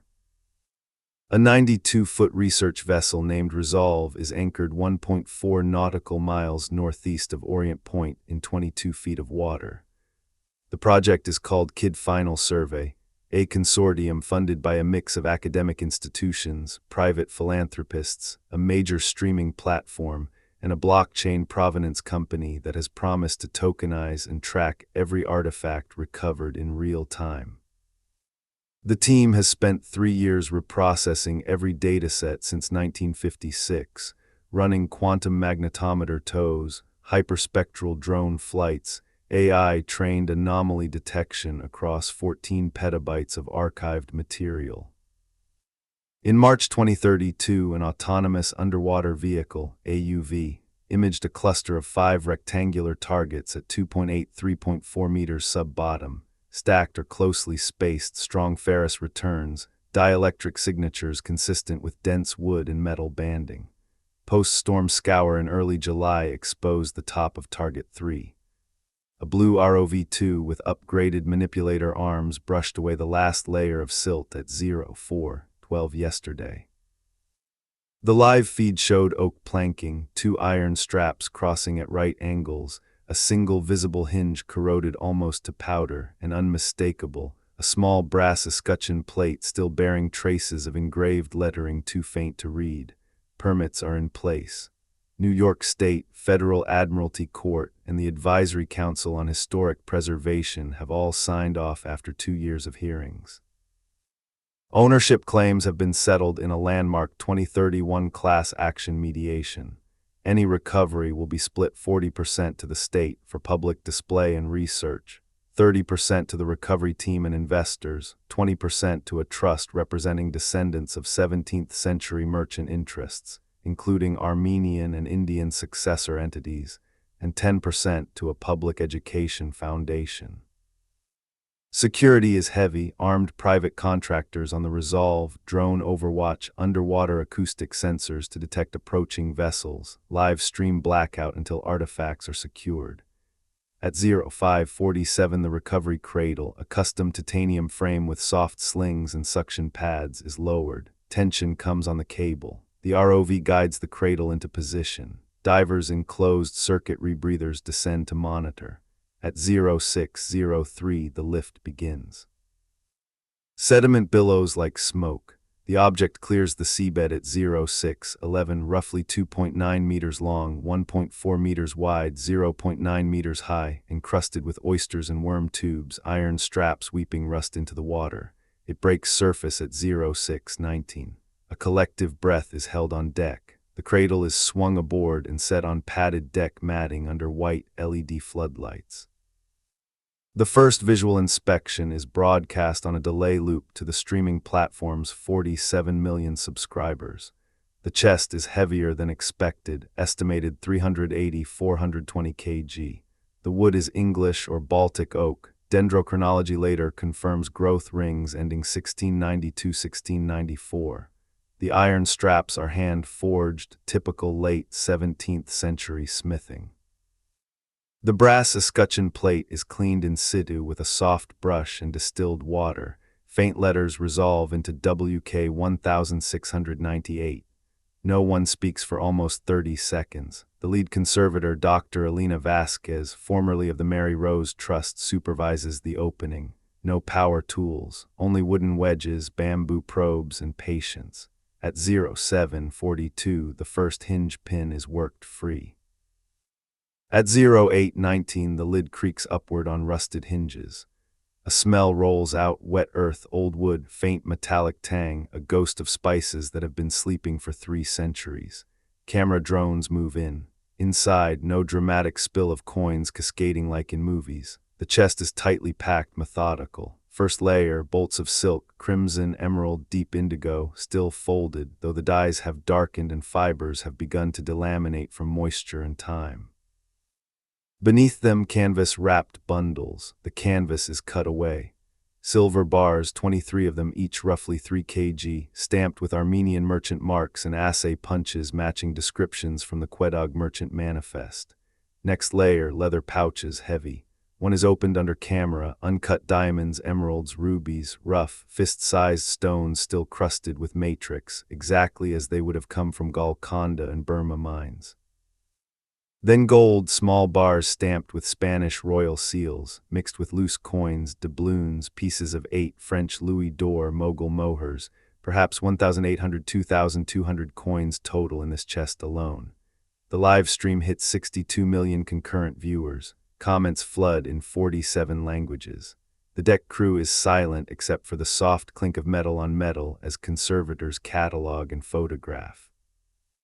A second chest is raised at 11:03, similar contents, slightly larger. A third at 14:27, mostly silver and silk, with one sealed lead canister containing documents. The missing French passes Kid swore proved his innocence, a manifest in his own hand, a personal letter to Sarah dated June 1699 that ends with the line, "Remember the garden. The roses will bloom where the sun sets twice." No map, no further directions. Just confirmation that this was deliberate, calculated, meant to be recovered by someone who understood the codes. By dusk, 4 chests are on deck, secured in nitrogen-purged cases. Estimates are updated hourly. Current melt value $320 million. Collector and historical value projected $700–950 million. The 5th target proves empty, ballast and dunnage only, likely a decoy or failed attempt to hide a portion that was later moved. No 6th chest is found in the immediate grid. The team declares the primary deposit located and partially recovered. The site is marked with permanent buoys and a no-anchor zone is established. The world changes overnight. Museums bid for exhibition rights. The Smithsonian, British Museum, Louvre, National Museum of India, and a proposed Armenian Genocide and Heritage Museum all file formal requests. Documentary series are greenlit within hours. Auction houses predict record prices for single coins with provenance tied to the Quedagh merchant. Conspiracy forums explode with claims the chests were salted, the documents forged, the whole operation a government psyop to distract from other news. Kid descendants scattered across Scotland, Canada, Australia file claims for moral restitution. The Armenian merchant families' successors demand return of cultural property. Indian diplomats call it colonial plunder twice removed. Yet the deeper impact is quieter. Historians revisit Kid's trial with new eyes. The French passes prove he acted within his commission. The documents show he was betrayed by men who feared exposure more than piracy. Pardons are discussed in Parliament and Congress, symbolic centuries late. Sarah Kidd is re-evaluated as a woman who may have known far more than she ever said, who perhaps recovered smaller caches and used them to survive and protect her daughters. The Gardiner family faces renewed scrutiny. Their archives are quietly re-examined by scholars. Economically, the find injects hundreds of millions into public institutions. The state of New York uses its share to fund maritime archaeology programs and coastal preservation. The Education Trust launches global scholarships named for Kids' daughters. The streaming platform's documentary breaks viewership records, spawning spin-offs about other lost fortunes. But the real shift is psychological. For 3 centuries, the treasure existed as possibility, dream fuel for diggers, writers, filmmakers, children drawing maps in sand. Now it is concrete. Coins are photographed under magnification. Silk fragments are displayed behind glass. The mystery is solved, and in being solved, it shrinks. Forums that once hosted 24/7 speculation grow quiet. Metal detector sales dip. Treasure hunting reality shows pivot to other legends. The chase, that endless, beautiful, maddening chase, loses its oxygen, and yet not entirely, because 5 chests were raised. Manifests and eyewitness accounts from 1698–1699 speak of at least 9 or 10 large chests and numerous smaller bags. The triangular deposit imaged in 2032 held 4. Somewhere, perhaps in the drowned creek behind the golf course, perhaps under the fairway itself, perhaps in an upland pit near Dam Pond, perhaps offshore on a bar that has not yet been scoured, more remain. The documents mention the second garden and the place of 3 links. No one has found them yet. The hunt isn't over. It has only changed shape. As Part 9 winds toward its close, we stand at the threshold of the final act. The chests have been opened. The gold glints under museum lights. The silk is preserved in argon cases. The world has seen what 1699 hid, but the silence around the remaining portions is louder than ever. The pattern persists: near discovery, intervention, retreat. Perhaps nature protects what remains. Perhaps descendants, gardener heirs, kid collaterals, quiet families who have known for generations, still enforce an old silence. Perhaps the last caches were never meant to be found because the real fortune was the story, the obsession, the way it kept humanity looking outward and inward at the same time.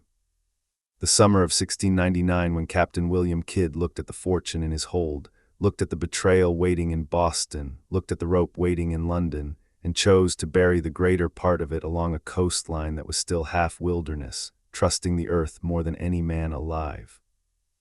If you have stayed from the very first lantern-lit longboat to this closing hour, then the story is no longer something you are watching. It is something you carry. You know the shimmer of mogul silk under torchlight. You know the sound of shovels biting damp earth at 2 a.m. You know the snap of that first rope at Execution Dock and the silence that followed. You know Gardiner's Island giving up 14,000 pounds and then closing its mouth again. You know the forged maps, the salted pits, the gold buttons that gleamed for 1 second in ROV lights before the feed went black. You know the sonar ghosts, the GPR rectangles that flatten overnight, the legal blocks that arrive like clockwork, the pattern so perfect it feels like choreography. You know the moment in 2032 when 4 chests finally broke the surface and the world held its breath, and then watched the silence around the missing 5th, 6th, 7th grow even louder. Today we close the circle. We return to that moonless night in late June or early July 1699 and watch it again, but this time through every lens we have gained across 3 centuries and 10 hours. The psychology of the man who dug the holes, the politics that forced his hand, the sociology of the legend that grew from them, the economics of an endless chase, the philosophy of a secret that refuses to die, and the quiet human truth that some things are more valuable when they stay lost. Let us begin where it truly started, not with the gold, but with the man holding the shovel.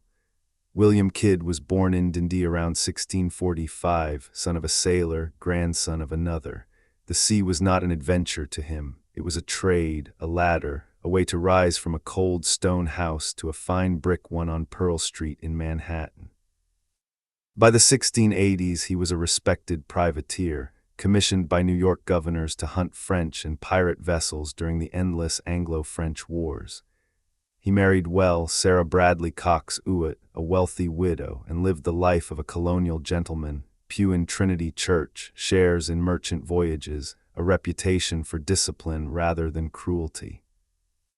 When he accepted the 1695 commission from King William III and a syndicate of powerful Whig lords Bellamont, Somers, Shrewsbury, Romney, Oxford, he believed he was being handed the key to lasting wealth and respectability. The adventure galley was fitted out at his own expense. He recruited 150 men. He sailed believing he would return a hero. What he found instead was the brutal arithmetic of privateering at the turn of the century. The Indian Ocean was already a graveyard of expectations. French prizes were scarce. His crew sickened, discipline frayed. When the Quedagh merchant appeared in January 1698, 400 tons Armenian-owned, French-flagged but carrying Mughal-associated cargo, he took her because the pass was French and England was at war. Legally defensible, financially irresistible, morally ambiguous, he renamed her the Adventure Prize and kept sailing. By the time he limped back toward the Americas in late 1698, everything had changed. News of the capture had reached London. The East India Company screamed piracy. The Mughal emperor threatened trade sanctions. His Whig backers, facing parliamentary elections and public scandal, decided Kidd was expendable. Bellamont, newly appointed governor of New York, was instructed to lure him in and arrest him. Kidd knew. He had intercepted enough letters to understand the trap. So he made the only move left to a calculating man who still believed in leverage. He divided the prize. A portion, perhaps 10–20%, would be surrendered to prove good faith. The rest would vanish into American soil and water, recoverable only by him or by someone he trusted with the bearings. It was not romance, it was risk management. Imagine that night again. The San Antonio anchored in deep water off a sheltered cove, perhaps Money Cove, perhaps the lee of Gardiner's Island, perhaps a now-drowned creek near Orient. Lanterns hooded, oars muffled, 4 to 6 longboats row ashore carrying heavy chests. Kidd himself supervises, speaking in low Scots burr. No theatrics, no blood oaths. Just orders: dig here 6 feet deep, line the bottom with ballast stones to keep the chest from floating when the water table rises. Mark the spot with a twisted oak and a bearing of 42 degrees north by east from the headland. Bury the next 140 paces from the first, under the bear-shaped boulder. Sink the third offshore in 10 fathoms at low spring tide, weighted with spare cannon shot. The men work in silence, broken only by the scrape of shovels, the thud of earth, the occasional curse when a root snaps. When the last chest is lowered and the pit filled, they scatter leaves and branches. They row back under fading stars. Kidd stands on the quarterdeck and watches the shore until it disappears. He has done what he can. The rest is negotiation or fate. He never got the chance to return. Arrested July 6, 1699. Shipped to England April 1700. Tried May 1701, hanged May 23. The secret passed to the earth, to Sarah, to rumor, to history. Now consider the sociology of what happened next. Treasure legends do not arise from gold alone, they arise from injustice. Kidd was hanged not because he was the worst pirate, but because he was the most embarrassing one. A man with royal commissions, powerful friends, a paper trail that could embarrass Parliament. The authorities needed a spectacle. They got one. But they also created a martyr in the eyes of sailors and ordinary people who already distrusted the great. The buried treasure became a symbol. The honest man robbed by the powerful, the fortune stolen twice, once by Kidd from merchants, once from Kidd by lords. Every failed dig, every salted site, every forged map fed the myth that the gold was still out there, waiting for someone honest enough, clever enough, lucky enough to claim what the elite had denied. The economics are staggering. Between 1701 and 2026, the Kidd legend has generated hundreds of millions, perhaps billions, in indirect value. Books, Poe, Stevenson, Defoe echoes, films, television specials, metal detector sales, charter boat rentals, hotel stays on eastern Long Island, auction prices for supposed relics, crowdfunding campaigns, NFT treasure tokens, academic grants, tourism boards promoting Kidd country trails. The actual gold, whatever remains, would be worth less than the economic ecosystem that grew around hunting it. In pure capitalist terms, the treasure has already been found, repeatedly, by everyone except the diggers. Philosophically, the enduring power of the story lies in its refusal to resolve. Most great mysteries eventually fall to technology or archaeology. Troy was real, the Dead Sea Scrolls were found, the Titanic was imaged in 3D, but Kidd's hoard keeps retreating. Every time we get close, sonar contacts, GPR anomalies, ROV glimpses, the evidence disappears, storms arrive, permits are denied, buoys vanish, funding dries. The pattern is too consistent to be chance alone. It suggests either extraordinary bad luck or something closer to design, a secret that has learned how to protect itself or people who have learned how to protect it. Perhaps the last caches were recovered long ago, in 1710 by Sarah through a loyal crewman, in 1730 by a gardener descendant, in 1850 by a quiet family that turned pirate silver into mills and railroads. Perhaps the remaining portions are empty decoys meant to waste time while the real wealth was moved. Perhaps the final chest, when opened, will contain nothing but ballast stones and a folded parchment in Kid's hand. You were never meant to have it. Leave it where it lies. Or perhaps, just perhaps, it is still there, waiting, not for the richest syndicate or the most advanced AUV, but for the right moment, the right person, the right alignment of tide and luck and courage. A child walking a beach after a hurricane in 2047 finds a single coin. A storm in 2053 scours a marsh and exposes oak planking. A drone in 2061 maps a depression no one noticed before. And the cycle begins again, not as an ending, but as a new beginning. Because that is the true gift of 1699, not the gold, not the silk, not the jewels. The gift is the looking, the digging, the dreaming, the refusal to accept that some things are gone forever. Kid buried a fortune, but he also buried a question. What would you do if you found it? Would you spend it? Would you hide it again? Would you tell anyone at all? The question has kept millions awake at night for 300 years. It will keep millions more awake long after the last chest is opened or never opened. So here we are at the end of 10 parts and countless hours. We have followed the lanterns across Gardiner's Bay.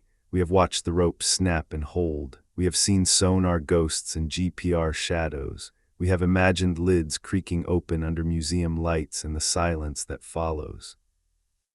And we have come back to the same dark shore in 1699, where a calculating Scotsman stood with a shovel in his hand and decided that the earth was more trustworthy than any lord in London.